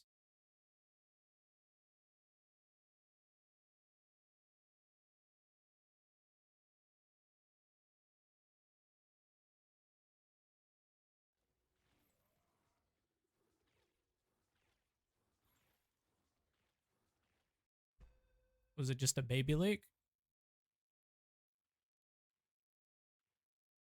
Okay. I mean, it's 1v1, so it's worth it. Good eye by Draier. So now we're probably going to see Draier with quite a bit of a Jules predicted lead here. Pakistan's going... Oh, okay. Pakistan's going real.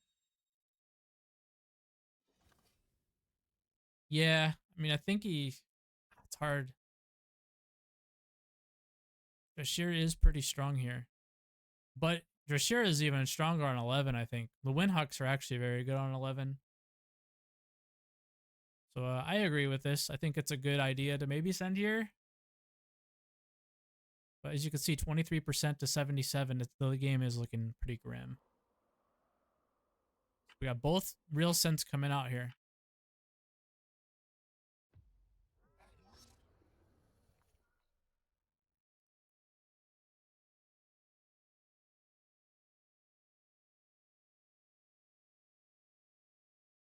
Looking like maybe a leak over here at Pakistan's side.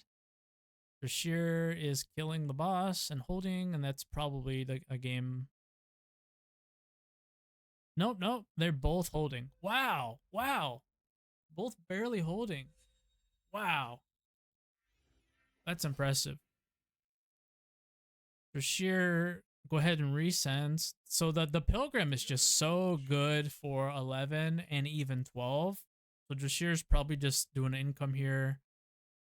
And then he's going to take a look at 13, I'd say.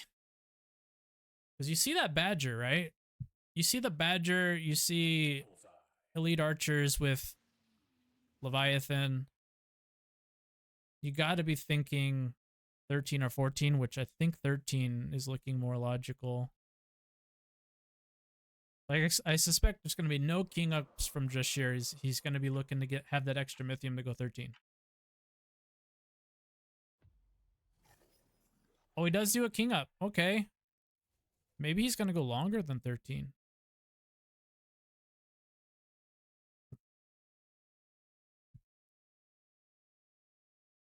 He also received no sense, so maybe he's expecting he just has to hold 12.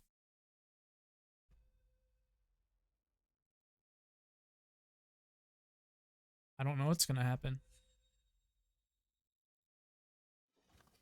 Everybody's saving.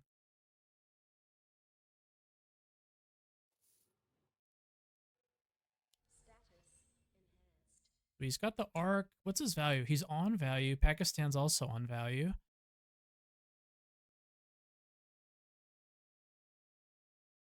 I think this just goes 13. I really do. I think this both sides just going to go 13.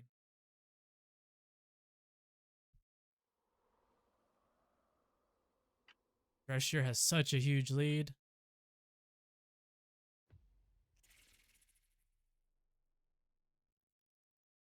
They're both on value. Pakistan's going for an income. Drakes are actually pretty good against natural tanks, though. It's not a bad send at all. All right. Well, the pressure is on Pakistan. He is building correctly. He's got another chieftain here, which is going to buff his natural tank.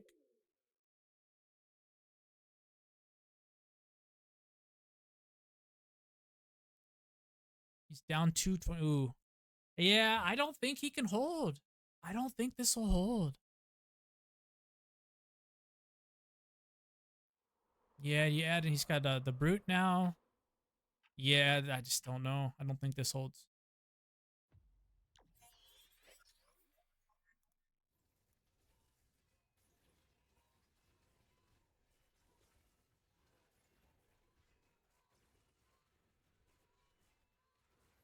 Okay, there goes the archer, and then they swing around. Yeah, I think that's...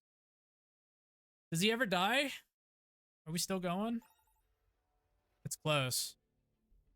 Drashir holding. Yeah, it's just looking like Drashir has this one in the bag. –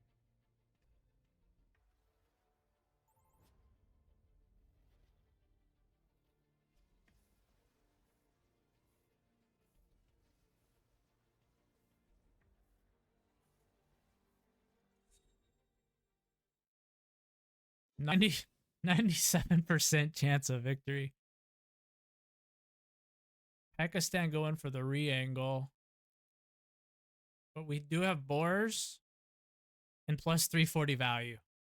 Ooh. Drashir doing them dirty with the overbuild. Drashir says there's no way I'm going to leak to a resend here.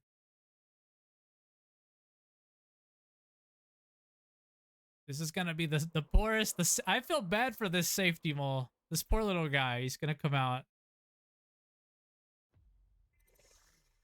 Sorry, little safety mole, but you're about to die.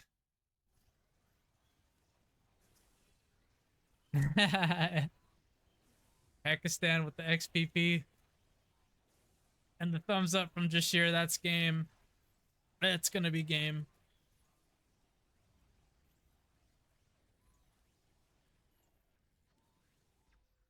GG from Pakistan. Well played, Drashir.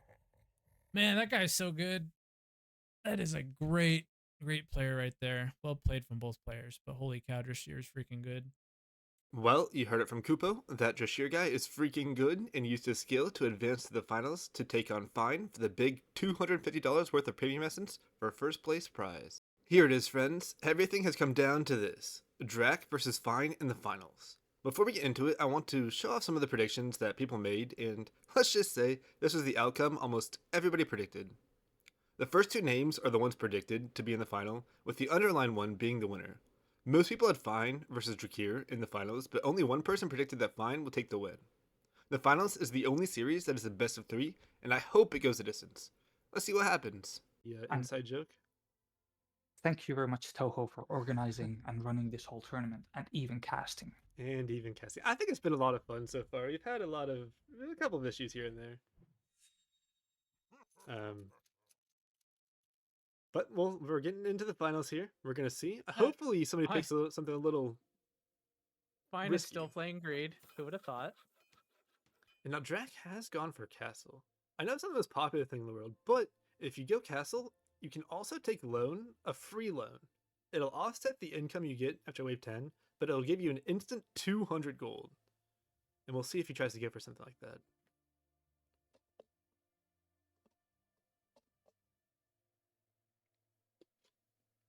Well, we do have Magician. Dude, so oh my do we God. see any good Magician stuff in there? Maybe like a Tempest.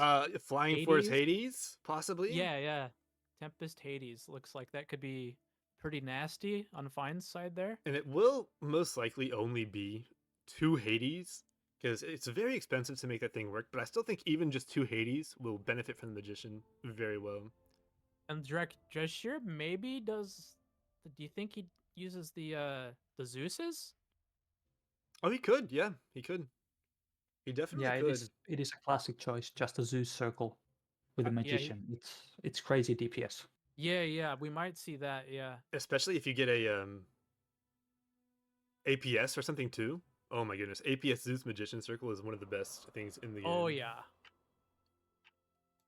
And these are the games where he hits that button and it's there, right? It's just magically. Everybody's gonna be safe here on round 1. No snails come out, and Fine did go for a treasure hunted rat, so he wants these waves to be as fast as possible. But with the casket, it will be very fast, especially up until wave 5 or 6. So he'll get a lot of good value. The rat is just such a good idea in the 1v1 format. Have you seen anybody play Bankers yet today? I feel like Bankers might be a good thing. Sagittarius lost his game, and he had he opened up with egg and banker, but he lost his egg unfortunately on wave 3, and the bankers were kind of carrying him, but he couldn't quite make it. In my experience, I don't have that much experience in 1v1, but bankers is a bait in 1v1. See, that's what I was afraid of. I lost with it when I tried it. Yeah, I have never seen anybody do any success with it in 1v1. Fine could be going for a leak here. We do see the snail come into him. He knows that Tempest isn't the strongest here. It's a 50% leak. This is pretty big. Fine, That's definitely actually a big leak. But Fine greeted the double hunt though, so he will have a good bit of Mythium for his next send. He did give for a king up here, as he does not want to starve Draier into 5. And he knows that Draier is probably safe on 4 and 3 with the casket. And he will be. Yeah, that's the worst part of the league, because his next good send is on 5. Yeah. And then we're gonna see. And now he sees the Zeus. So much money that.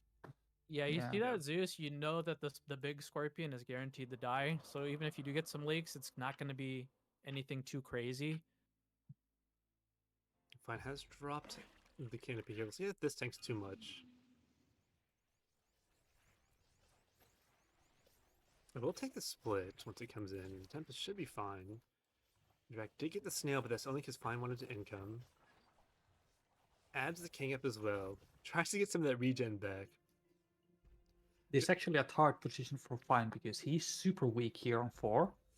But Draier, it's Draikier's strong wave, so he probably just has. Well, he does save all his Mythium at least, because he's overvalued. But well, Fine. Annoying position for Fine.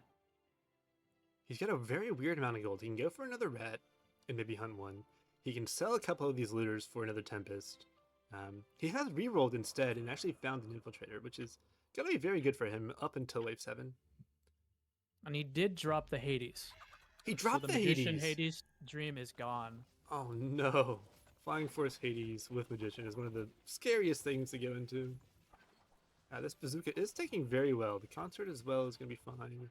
Drac did not get sent. He will have enough money for that Zeus and maybe even a Buzz if he wants to drop that down. We'll see what Fine Yeah, wants to do or here. he can actually do the Toho special. What's that? Just not go. Well, he does not go for the Pyro, but if he built the Oh. Pyro, he would never leak here. That's true. That's true. I guess, did he have enough for it? Yeah, he did because he added the Buzz too. Yes, he did. That would have He been did, really he funny. did barely have enough, but he wasn't that scared. He decides to instead go for the late Mhm. game. And he does not get full send, just income. So I like Fine's decision here. He knows the Zeus is a possibility here, so he doesn't want to real send it and get a small leak without really getting too much king damage. Fine is it's not a bit of an oopsie-daisy here. He should Oh no! still kill the boss. This Tempest is smurfing. If they kill this left one, then this will walk in front, which needs to happen. That Tempest needs to. Oh my god. he's just full holding. Yeah, Wildshroom is so strong. Oh man, that was beautiful. that was. Both players bantering a little bit. They both play each other on the ladder a lot. They actually kind of, you know, transfer the rank 1 back and forth a bit between these two players. So they have played versus each other a lot Yeah, these on the guys same are on a team whole nother against each level. other. Yeah. They're like the top players of the game, basically. The only one we're missing from here is like AV and Lucy's up there too, I believe, right now. Yeah, I wish Lucy would have signed up. That would have been fun to watch. Me too. But we do get it. We do have a Damson here who's also very high in the 3000s. Now we see just incomes come out. We do not see any king ups. A lot of players would just go for that extra king up, but they're all saving their mythic for the next big send. I think for Shashira, it will be that wave 8 from Fine. Fine will be trying possibly a mole on wave 8 into Shashir. What you really want to do is keep that casket off the wave. The only downside is this Warp Wing, upgraded on wave 8, can hold almost anything. It is still arcane, and it does pure damage. And you are correct. Fine is saving. Yeah, he's going to save. He might still just get Income King. Drac probably does have enough for this upgrade if he goes for it on wave 8. And remember, Drac is also Castle. Yeah, I feel like Fine needs something to happen in his favor here because you just look at the income right now and you know that Drac is Castle. It's, he's going to get out of control very quickly. Yeah, and unfortunately Fine is scared here. Does get sent. Does not So he hunt, does not yeah. hunt here for the full send. So Yeah. especially if, well, Drac, unfortunately, because of the Cage of Pain being in the third column, he can't pull the send to the right and the Cage of Pain goes straight into the wave. So he is more vulnerable here, but his units are still strong here. He does not have enough for the upgraded thing. He does go for the Zeus. Probably sells to upgrade the casket as well. Yeah. The double dino from Fine. He does not go for a real send. That is 160. He could have gone for something like a pack leader. Really anything to keep this off of the wave is what you want to go for. And those dinos will accomplish that, just not as well. Yeah, I find this a bit surprising, such a passive play from Fine. I do too. After a long save and Draier being so undervalued. But respecting see. the strong units. Okay, we are seeing the casket still off the wave for that first cast. If he does stay off the wave for that second cast, that'll be really, really good for Fine. It does miss the next cast. The warping does go down. He gets one cast on half of the wave. Contract will take one out with it after he dies. And then the Zeus will kill maybe one more. Fine is going to go for a small leak here as well. It'll be about 1 or 2. Ooh, unfortunate. Yeah. So when's the next wave we're going to see? I think from Jashir, it will be that wave 10 that he's scared of. And Fine would Yeah, normally but have been scared Draier of. hasn't actually pushed even a single worker, Yeah. so he's going for a longer time now. He knows he's So- Castle. He knows that he's not that far behind Fine right now. He doesn't have to giga push. Exactly. And then Fine will have the option for that Berserker for wave 10. Either that or just upgrading one of these would be fine as well.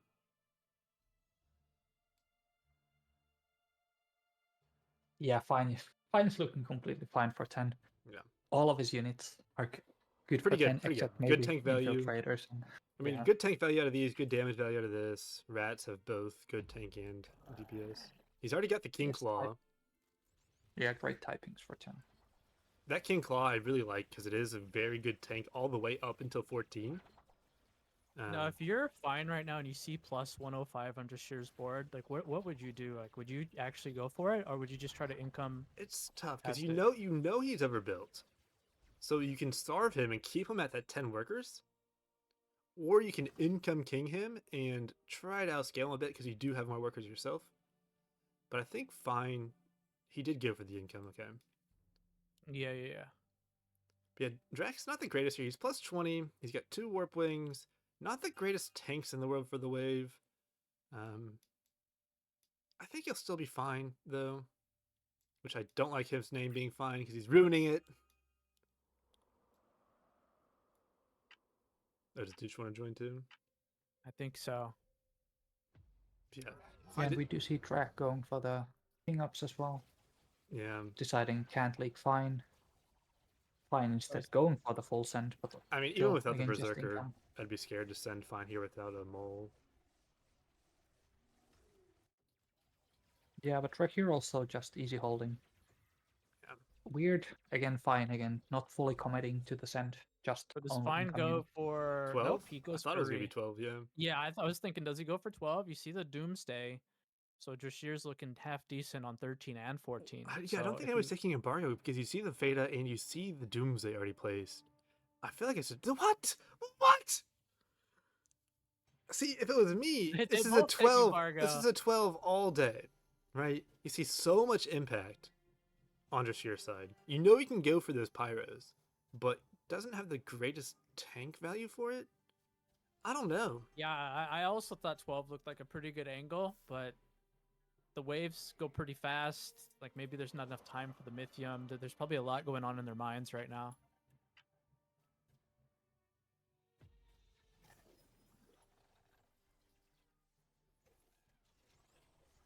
Yeah, I mean, that it's gonna... It can't be a 13 from anybody, right? I think Drake is actually looking for the 14 send. Him already Yeah, being yeah, overvalued. I like that And too. then, but for fine, I'm not seeing it because 12 is looking for the easy send except for the pyros. Except for the pyros, yeah. So And the maybe plus he's 40. just going for a defensive embargo Yeah, you just because he income king doesn't want to 14. loan. Yep, I agree. He's Yeah. probably just going to income King 14 and then look for another angle after that. Probably 16 because of the Warp Wings and the Doomsday. Is But it there's enough? still Is a pyros. one wave? Yeah, is a one wave save enough though too? That's the tough thing about these 1v1s. And we were talking about sending wave 12, and that was the question about 12 as well. Like, would there have been enough time? I mean, With yeah, Lone Fine could have Sui. hunted everything on 11. And Lone maybe Sui, you could have got him. Yeah, I thought Drashir was going to go for the loan because of the castle. Just free 200 gold. No, man, embargo, more gold, Yeah, that's no true. penalty. No penalty. Yeah, But they're looking for the long game, so no Mhm. loans. Drac is taking over. the thing is, both players are good on 13, but with Drashir having the Doomsday, he's also good on 14. Mhm. And Fine is not as good. He does have the Tempest. He can go for the OT Canopy. You know, he has some options here. But I feel like a mole... Oh! What the fuck? Oh, we still see the I think Doomsday, this of is course. because Fine is scared. Of He his has to own. choose: is he good 13 or 14? Yeah. Like he And- doesn't have and- that many and that now- are good both. Now So Drac wins 15. The game's over, right? yeah, it's Um, looking really tough for Fine now. Yeah. I thi- Unless Shakir somehow leaks hard here, but He I does can't add- see it happening Yeah, with he the does add Doomsday. a casket, but yeah, with the Doomsday, the one Zeus, the Void Manta, like maybe Pro Leaks, a creep, Yeah, Yeah, it looks but like a pro it's just league. game. One creep, one brute, but I mean it doesn't matter. And the brutes actually help Drac if you think about it, because the splash damage. Yeah. Yeah, look he'll at be that go. focusing all the Oh my boosts God. there. yeah. That's Look why at you. that. Yeah, look. I mean, it fed him. Although, Doomsday can No, solo this- about 2. Not enough, Yeah, man. full hold. Full hold. But the Zeus and its split tanks. Look at this split. What is yeah. it? Yeah. Tank. That's What a is that? split tank right there. Antillium split tank right there. What was that? Oh, he's Oh, still Drac's going here. He's still going. Really? We are terrible Interesting. Yeah, chasers. Fine Probably built because so many he's- infiltrators, so Yeah, all those infiltrators and the berserker. Because of the infiltrate, I think I would have gone for the Grarl here, just because, you know, OT would be very helpful. But he's still pretty on value. There is a mole coming out, which will really hurt these. He is on value, but he has Yeah. 200 golden rats. Oh, sorry. Yeah, a little over 200 golden rats. Yeah, and Drag is actually still pushing so hard, so the actual value isn't really reflecting. Oh, that's true, He's yeah. actually Let's undervalued. go, Drac. 1-0, baby. Well, Come on. Drac knows that he's safe here. He knows that he's probably okay on 15. He's only really scared of 16 now. Come on, Drac. Finish him. And this is only Gotta be game 1. We still have 2 more to go, possibly. Yeah, I'm all in on Drac. No The caps to buy it. canopies are going down quite quickly because of that Centaur. Centaur's a very good send into the Swift units. Look at all this Alright, Swift. It's gonna take a lot Uh, of damage. 30, Yeah, 0. 30, I think- 30%. 3-0. I think that could be enough to end the game. 3-0. I mean, he does have a couple of king ups. 3-0. Centaur is Oh, might be- surprisingly good damage on the boss. Oh man, look at how close I am. Okay. Look at how close I am. I 3-0. was Come on. just about to say Centaur is so bad damage on the Oh, boss. you're It's, Now- it's 2% off, dude. surprisingly. Damn, not I was that about to bad. bust. I was about to bust, bro. That was hella close. And But yeah, Drax still on the driver's seat because both of them used all their Mythium, Yeah. and Drax just has Yeah, more Drac- value on Drac everything. on fire, dude. He's way ahead. Yeah, I mean, Drac can go 17. I mean, he might leak a little on 16, but what does he care? The game's over. He has so Yeah, many workers he's too. overvalued here. He's fine And- 16 as well. Yeah, He and, built and a couple fine pyros no and pushed. Yeah, fine no pushed. It's GG. Yeah, unfortunately for Fine, he knew 16 was the one wave that he can probably get Bashir very well on. His next wave is possibly 18, but the Warp Wings are so good on 18. There's so few units. The bounce around goes very well. We see one good luck regen from Fine here. well, he did go for the no push, so he's hoping for the send on 16. He holds that and then try to win later. But Drac just overvalue and has pyro, so he just skips 16 and goes full 17. Mhm. Do you think Drac even drops more pyros? He shows him a pyro here. Maybe Nah, just to scare no. him. Royal Guard. No. Royal And Guard. then he drops other stuff, He's right? Or- dropping oh, no he pyro. is doing it. Uh, Okay. I think he has no reason to risk because he's so Yeah. far ahead that as long as he holds here, he just wins the game. So he Yep. just I, full builds yeah, I agree. pyros. I think that's exactly. And I think that's honestly, exactly pyros correct. are they're not good 17, but they're not They're terrible. fortified. They can tank They're for the fortified. doomsday. Yeah. Yeah, Yeah, exactly. they're So fortified They're tanks. okay, right? They're not the worst unit ever. I but will they're say, decent. if this goes to 19, sure, Drac does have the bucklers, but he has pure impact. Gets a couple of GKs into him, that could be dangerous. I'm not sure if it's going to go to 19. I'm just saying that's Drac's next week wave. I'm truly surprised if this goes past 17. Jules has a go. 7% chance for that 19, so and it might be even less here in a second. You know, actually, if Fine had gone for a GK or sorts on that 17, he might have stood a chance to leak Drashir there. I just don't see any real way for Drashir to kill that GK besides the Void Mentas. Pure value.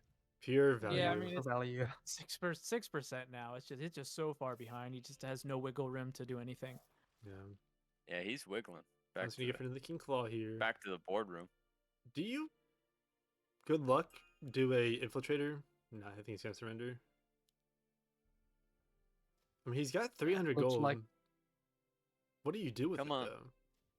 Do all your infiltrations. Dude, I mean, it is Ocean Templar value. Just he's put 200 gold on litters. Yeah, just spam rats. Maybe something lucky happens. You know, Maybe if, the if units the get witch, lost. maybe the witch never gets lucky. It's possible. Yeah, the witch And- goes left. This is the last wave that the wave doesn't have feast, right? Yeah, So yeah, this yeah. is the time to Starting spam at tier 18. 1. And I mean, it looks like he's doing okay, but there's so many hidden underneath this. Yeah, I mean that number would have to be like 5, and it's at 11. This Four of those game are is Froggos. killing. It's probably over though. He doesn't have Kingsguard. Honestly, I want to say this almost kills a full king. Yes. With the Oh, yeah. neither, especially. Yeah, with 1v1, I feel like that might have killed 100%er. Agreed. Well, GG Draier. Yeah, let's go, Drac. He's Yeah, playing so well. That was so well played. I'm so proud of Drac, man. I felt like, unfortunately, the leak on 2 on Fine ended the game. And, like, Draier just made no mistakes after that. Like, Oh wow, dude, I missed that. Fine win for the Doofus play and placed like 500 looters. Nice. Start the game. Excellent. And Fine did have a good shot to win this game up until that wave 12 and 13. yeah, the 13 ended up being, yeah, and probably the embargo peak as well. Maybe, like Doof said, the lone Sui for 12, that might have Yeah. worked, especially Yeah. since Drac was embargo. Yep. He couldn't. I And it mean, would he have hit him yeah. before the castle starts scaling. Exactly. So is Castle actually good in 1v1 because the waves are so fast? Nobody can get enough Mythium out to really send like a real good send. Yeah, there's. And most people just play overbuild too, so I mean, I think Castle's pretty smart. Shit, you're a castle. Pretty solid. Fine. Are we going tournament mode? Are they able to pick the same mastermind Yeah. So if they win with them?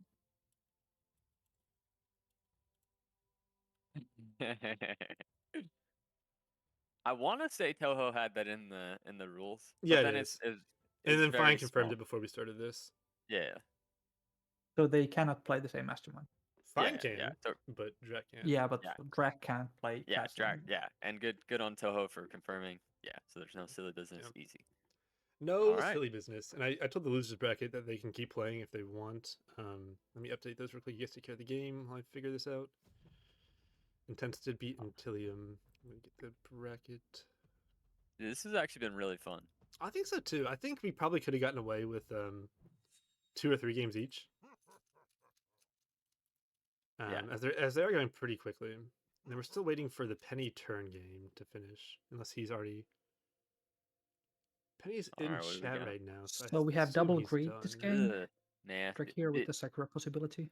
No, I'm telling you. I mean, I know it's Drac. I know it's really good, but so far, Sakura has lost every game I've seen in these 1v1s. I've seen Sakura twice. Actually- it crushed both games. It was 3 wins. Yeah, and Oh, Tur- wow. Here was one of those games. He played Sakura and he Okay. just crushed. All right, if it's Drac, I'll take Oh, your word. Intilium beat Broly with Sakura as well, actually. Yeah, exactly. Exactly. Hopefully Fine does not take that Poda because I feel like it's been really underperforming lately. Or people are just not Unless you- splitting with it very well. Yeah, unless you get a God split on 7. But it's Yeah. fine. I mean, Gun Poda Yeah, he's is good enough. very Yeah, strong. dude. Poda Zeus, huh? Yeah, I don't What know is how. that? Like literally everything is right next to the Poda, and then whoop. Oh, yeah, Poda Fine did Gun. end up Under starting Zeus. Poda. Poda Gun. Shout out to L1. Isn't L1 the first one to start doing that all the time? Was Oh, he? yeah. I I think think so. so. I mean, once people figured out you can split, you can still have the Poda tank with it. What is Ooh. that positioning? Bones only? Did somebody? They do. There's Right, a he's small planning Madmatti. He's planning on building at the top left Nail. there, his range. Yeah. He's going for the snail. Wait, what'd you say, Make? You said Doof? What? Oh, sorry. I'm in Toho. Hello. Oh. I'm not to Toho with the. With the bone? Yep. Yeah. He probably I will should- just go I for Should have the made that aqua. a rule. I wish Every I had. player has to play. Yeah. Bone at least Lock one in Bone game. Crusher. Or open Bone Crusher every game. Dude, 100. Is this the most viewers you've had in a long time, Toho? Holy crap. Yeah, it is actually. Dude, Dang, though. I appreciate everybody for coming out to watch. I have 4. I've said it before, I'll say it again. Bro, how many? Yeah, here comes the aqua. I did turn ads off. Yeah, I should have done that. When have you already done the essence drawing, or are you saving that for the end of the tournament? Because didn't you say there's a? Yeah. There's can't 2 see it. drawings for $10 Oh, of 2. essence. Oh my goodness. Going to 2 lucky people that type in the thing. If you're seeing a snail attempt here from Fine, it shouldn't work as the aqua will be perfectly placed. Yeah. And he even adds the Yeah. bone. It's mega overbuild. I mean, just 2 bones alone holds, but if you put an aqua that splits really well, there's no chance of a leak. Yeah, I think He that goes would have 6. held Yep, Snail. going 6. They're both going 6. Now, if you're Fine, would you have taken the bunk over the Berserker? I noticed that he, oh, he got rid of his Poda. Okay. I just don't think he has on. enough late game tanks. Test him, Drac. Send the snail. He will get No, the snail never off mind. as well. Never mind. Don't. Save the snail. Save it. Never mind. This will not split tank at all, though, will it? The range is going to be close. It won't split tank until This he is a adds fire a split. archer. So Drax going to be fine Yeah. until 5 with this. Yeah, and fine holds also. He does Yeah, get they're the both snail. completely It's not fine. split tanks. It takes one. It takes one. It's better than none. But it's also adding a good bit of damage to Yeah, everything. the damage is everything. And then this Aqua is just beautiful to me. And then this Fire Archer, oh my god, the best Bones player in the world. Nope, he sucks. And the opponent does actually die. Yeah. It does die. But I But- think the Aqua will just cover all this. Yeah. But more importantly, Drac is just 7 workers now. He is just Yeah. cooking. Well, he's really can't leak to Ever. a small send that is coming out until that wave 5. Yeah. Especially with this Any, beautiful bone. anybody else getting a boner from Drac's building? I mean, this is just it's glorious. Trying to figure out Yeah, he's Pennywise. just the only trying one to that show plays that. Toho how to build bones to make sure that. Yeah, he's trying to give some pointers to everybody. Respect. for Next that. tournament, Bones only 1v1. Penny lost? So Dude, But Drac is, unfortunately, his Fire Archer Drac- actually isn't splitting anything Yeah, here, so yeah, he was unlucky. like to a real send. Might have leaked here. does have a lot of pierce damage. Though.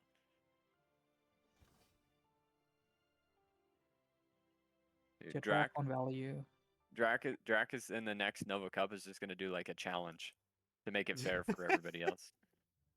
You know, I talked about that in the pregame. All these players go YOLO and Megamind only. And I asked if these top players know something we don't, or they're just trying to challenge themselves.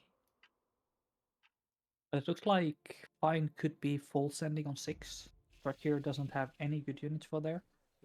And he's So- gone to 8 workers as well. He's got 100 Mythium already. Does he go Exactly. Drake or does he go Brutes? Or even a mole. Yeah, Mole too. True. I think Can't those really- fire Ellies are actually half decent. Oh, Yeah, wait, they 6? are great, They are. but they can Yeah. also Oh, mean got that you 120? lose everything. 3DT. He got 3DT. 3DT. Does Yeah, not so go just for the income. mole. Did have it on income. The mole would be very good versus this and this, as this has very little damage. We'll see what Drac goes for here. What is he gonna do? He has enough for the keeping us in Trinity suspense. Archer. But He with He the doesn't doesn't know mole, know for what the to rogue do. He's wave. thinking. Sea I can hear him Dragon. thinking. Sea Dragon as well. Sea Dragon. Yep. Oh, he's Nope. rerolled. He's found. He's What found the some hell? fun. How do you get those so quick? All right. It's up to the Fire Ellie Is he living. even boosting? Where did those come from? 0 gold buff. Oh, Okay. that Fire Ellie. So close. All DTs Like a are being focused, which is good. This quintuple character's not split. split at all, though. Does he get a big send over here? He's fine. That Fire Ellie's Fire Ellie is still Fire Ellie. Yeah, it's smurfing a Yes. bit. yeah, so good. And then this can solo Wow, one what if it comes down to positioning. it. Wow. Write it down. Write it down. Write it down. Write it down. Get your notepad. Oh my goodness, yeah. dude. This board looks. I mean, there's things everywhere on this board. And it just turned out so perfect. The only thing that wasn't perfect was this in tank. Just everything was obviously not the Fire Archer, but everything else was. He could have held that without the Fire Archer, I would imagine, dude. Yeah, that was I that think was incredible. You're right. I think Actually, he no, it could've- did do 1,000 damage. He couldn't have held without it. Maybe. 1,000 damage for what, an 80 cost unit? Not bad. But we're still in the Alright, game. It's still I'll 47 to love 53%. Workers are pretty Yeah. even. Income's pretty even. Value's pretty Yeah. even. yeah, it was only income send in the end, so Yeah. it wasn't as bad. I'm still wondering if a mole would have just talked to Drac a little bit there, or even a hermit plus a couple of DTs. Yeah, that was the scary part. Yeah, I Like, think the Fine mole. did not want to take the risk because he would Mhm. either be a full leak or full hold. Yeah. So- Yeah, the mole for sure. I think would have been juicy. Yeah, but with the DTs, he does get the full money. From the thing. Exactly. And Alright, Fine is Drac. actually really weak here. He's got a lot Oh, of not great units. I know Drac is still a god, but not looking too good. Looking kind of. He does have the Dancer, and he actually has a decent amount of tank value. Not the best. No. Not the best, but... I don't. Dude, Dancer gets shredded on that. Unless I'm crazy. So what'd you get for the Orchid instead, then? Orchid, yeah, maybe Orchid's another... a lot of damage. You probably could Yeah, afford the man. Orchid and maybe even a Crusher as well. He does have 100 income. He shifts at 57 gold. This Poda does tank pretty okay, but it's still so much impact damage for this wave and very, very few units In to a tank. perfect world, Fine leaks 1. Oh, does not get the Oh, second he doggo. didn't get the dog out. Gets the heal off. He Eh? will leak Dude, one, he I needs to leak believe. 1 because he's going for Ascend. No, he's Get going to the get heal the off. heal off. He's going to But hold. this long wave is just so punishing to Drek. See the It's the Hermit come first out. real test. Oh. Oh, he will leak Oh one. my goodness.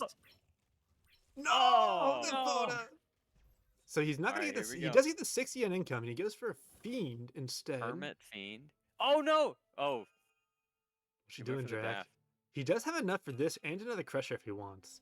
He can use this for his damage. He can use the Crusher in the split. That's probably the best idea. Yeah. Orchid and then the Crusher. I think he might have to add another bone up here. Oh shit! Oh wow. Okay. No, the Fire Archer did so well for you. You can't just throw him out on the street like that. You can't do that. It's He okay, does- Toho. You can't Does do full that. Orchid. Here we go. Full Orchid to the 180.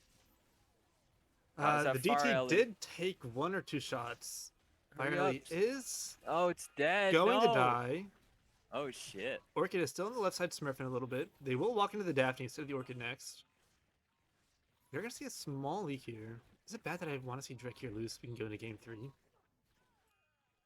I No, don't think that's, that's a bad that's thing. your duty as a caster. What is oh, and Fine's want got 10 maximum covered amount with of games. Yeah, Zerker. Berserkers, yeah. Okay, man. And he can hide the gun for 12. Pretty as well. much dead even going to the mid game. Okay. Now, since we're getting closer and closer to wave 11, and everybody's sent on wave 9, shouldn't be too worried about this wave. What spells is everybody taking? Because we have Dark Writ, Counterattack, and Battle Scars. Dude, I keep seeing everybody take Dark Writ, but just because, like, I guess if you like leak once, you're toast. So it's like free gold. Yeah, I think that's why it's so strong here because King's paper anyway. Yeah, like we said, we saw in that 17, like that little leak could have just killed a full king. Yeah, I'm gonna Exactly. think Dark Writ. Although, I mean, you could get greedy with it, right? And try to get your Dancer a bunch of Battle Scars. But I mean, what is here you go, Toho. What is the average wave of these 1v1s? True. About It's like 14, Yeah, there's not 15. enough time. Yeah, I think they just go Dark Writ. yeah. Because you'd only get like 3-4 battle scars max at the rate these games are going. Look how overbuilt everybody is, Whoa, too. whoa! What the heck? Wow, what's up with Counterattack. Jules? Jules, what are we doing here? We see the counterattack from Fine. Jules loves saving Mythium. And battle scars. Wow, You know, it really didn't do too much damage to his king either on that wave 9. dude, Crack is why? basically trying to go for the long game. Dude, am I crazy or is Jules like loving Fine for no reason? You I know, mean, I guess 13. yeah. Do you think Drac holds this wave too well that his Dancer does not get Battle Scars here? Yeah, the antler's gonna get it, or it could be the Orchid. There's actually Look at the 0%. health of the Orchid. It's 2,400. 0% chance that the Shadow Dancer gets it. Nah, I got faith in No, my he boy kills Drac. his Fire Lily on purpose. It'll happen. No, It'll that's the happen. Fire Lily dies on purpose, by the way. He wants this wave to get a pro leak, so his Dancer can get that Battle Yep. Scars. Yeah, Orchid absolutely. first. Orchid is #1 right now. Dancer is climbing. Yeah, let's look at it. Let's look at it. Damage Antler's taken. climbing. Antler now. Antler #1. Antler is number 1. There's still Antler a bunch goes of units down. left. There's still a Here bunch of we units go. left. Dancer's Dancer climbing. needs a comeback. Needs Oh, 500, it's happening. 400, 200. It's He's got it. happening. He's got it. Wow. Yep. Impressive. Oh man, I was the Damn. only one who had faith in him. Hey, I Oh, was the one shit. that said he might go for Send. it. Oh shit! Here comes the send. Drac does not have enough White mane. for the Dancer upgrade. White mane. White mane and a shuriken. It's gotta be white mane. So your only option is still a good tank for 13. Still buffs your units for wave 14, 15 as well. I think he just holds. White mane is a lot to chew through. It I is a think lot he to chew holds through. because what the heck is the mimic? Why do you go mimic? Yeah, Money? what is the mimic counter on there? I mean, that could have like double imps. 2 sets of imps, a robo, 2 sets of imps, a brute. Maybe a brute but if you expect Mimic? this to be upgraded. Yeah, I don't know about this mimic. Well, we're gonna find I out. mean, Let's take a look. it might eat a little bit, but It is not gotten a kill yet. Still no kill yet. Yeah, I mean, Mimic on White Mane. Oh, who's the Brute? I think the Brute is going to be on that Dancer very soon. Like, he is leaking, but I just feel like it could have been way bigger. That's what she said, not about me. Nah. We're seeing a plus 15. Oh, and This Drac saved myth, too. Yeah, he did not fully king up. He sent the one dino. How much king is that, Doof? 25%. Mimic, 57. 57. Mimic hurts. Oh my god.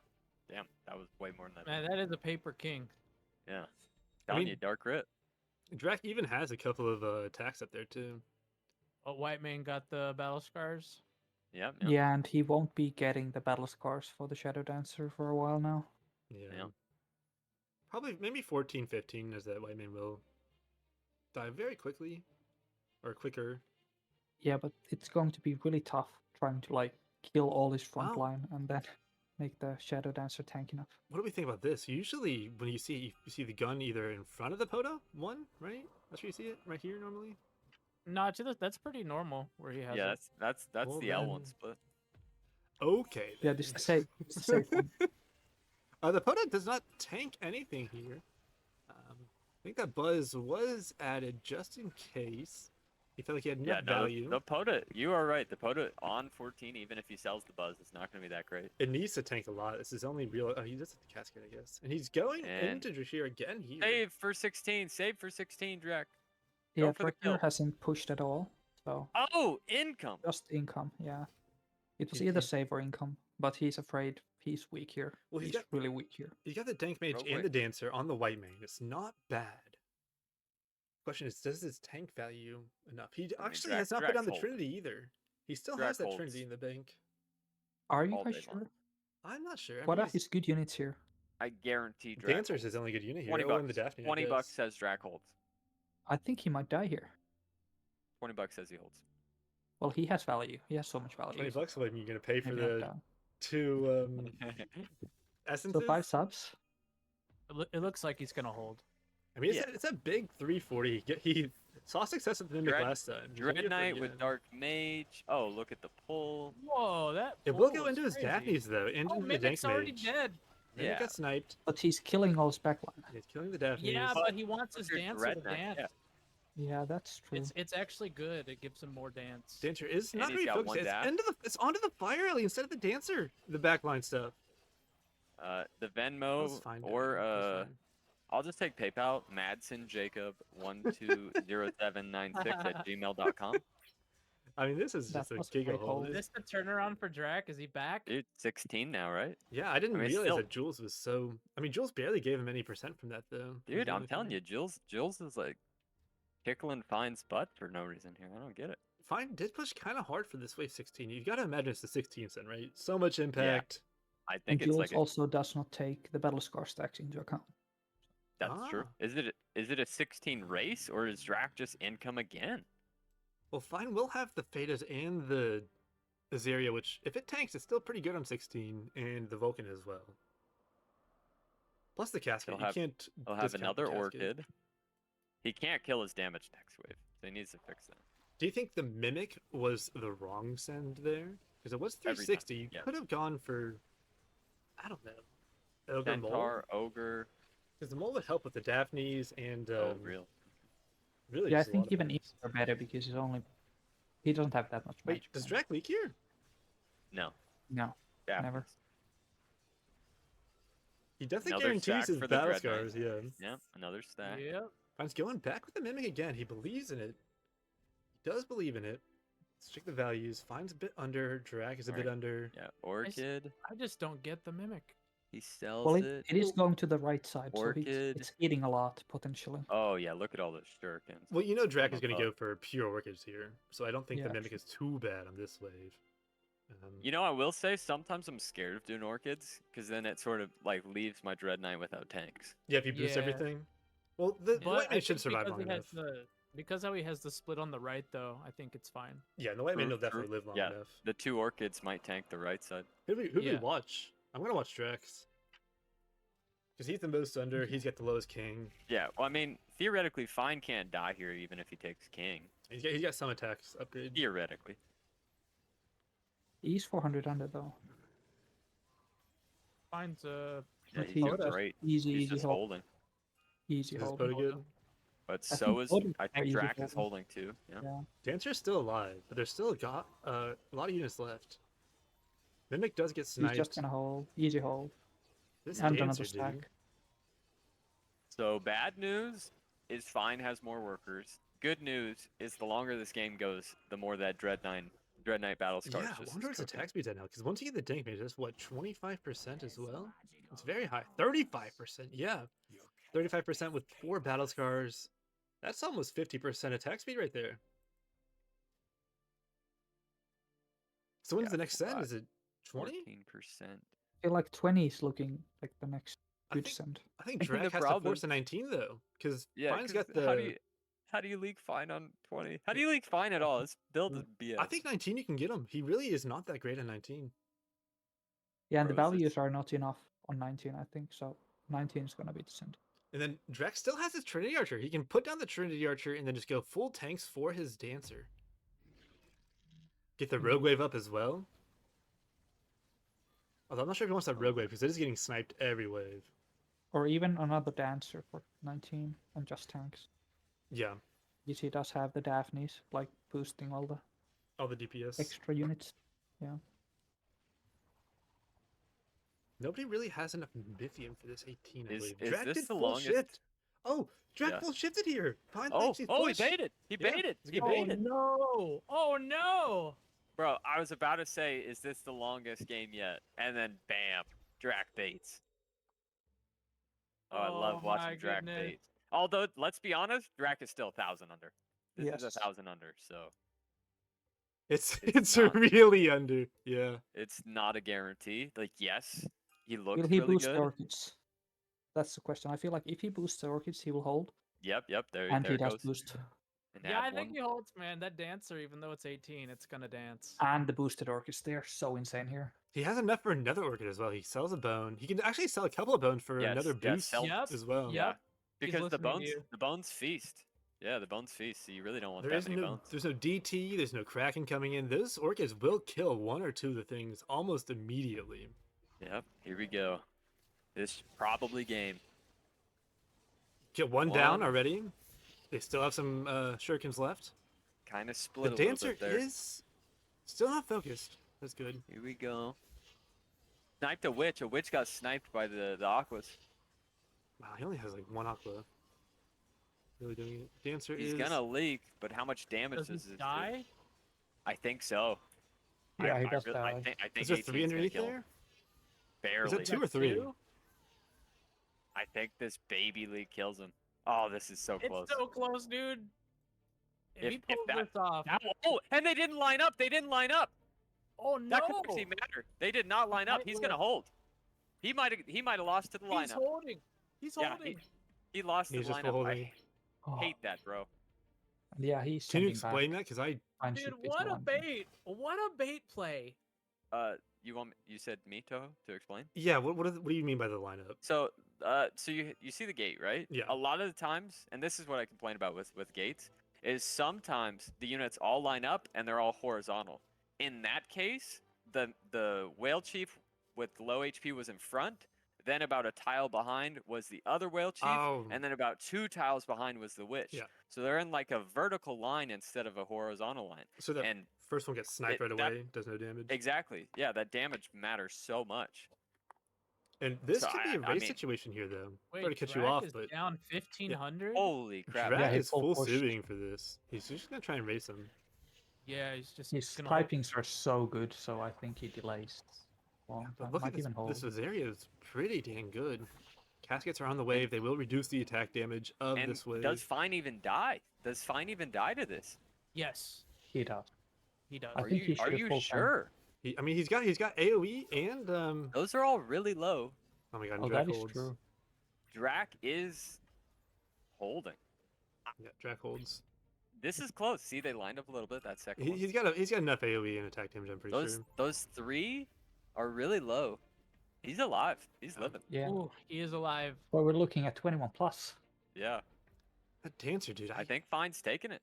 If we introduce a unit ban into this, what do you think Fine is gonna ban next game? I think it's gonna be this dancer all the time.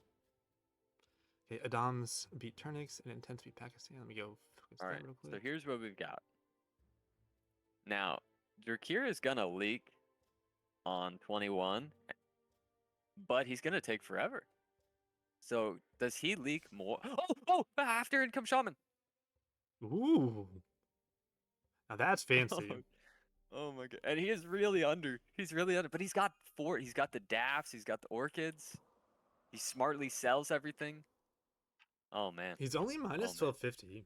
The Orchids are he all does it fully too! boosted. Oh, everyone goes for it. Oh, Mine does have the 3 Everybody's Fadas, stream though. sniping. Yeah. Dude, and the Aquas, come on, kill it. Aqua kills Hermit. Come on, kill it. I don't know who to watch. Actually, Fine is just folding. Yeah, Fine is easy holding, I feel like, with the Yeah, Drax dead. fatalizers. How has Drax survived until this? Oh, Wait! What? Oh, No! No! No way. Oh, but it In waits. race. But they both wait. way! Oh my god. It's gonna be so close. No way. Oh, No shit. way. No shit. way. Dude, Wow! that was one of the best games I've ever watched. Dude! They both went for the aft, dude. How did Drac do that? Dude, he I took don't such know. a Look huge at that risk. graph. Look at that graph, dude. And he did it with that bait send, and then stream sniping wave 20. Like, it's what a game. Dude, like, dude, can we get Drac in here? Can we talk to him? I want to Oh know, my like, god, dude. he sent that shaman with how many seconds left? 8? Yeah. 6? I mean, that was needle close. That was crazy. I'm not Damn. sure if the losers have gone through yet. Oh my goodness. Let's check your man. That was awesome. That was. Uh, I mean, we could get Dragon here. Oh my goodness, dude. Look at this. How has he done this? Yeah, I'm about to call Drac. 12% at one point. Bro, that Oh was my insane. goodness. But Fine still gets, I mean, second place is still a pretty Yeah, good no. amount of essence. There we have it, friends. I don't know how he won that game too, but in doing so, he takes first place in the first ever 1v1 tournament in Legion TD2. Before I leave you guys, we did get Drac in the call for a little post-game interview. He sends it with 3 seconds, not 8 seconds. Hello, hello. 3 seconds. Hello, Shashir.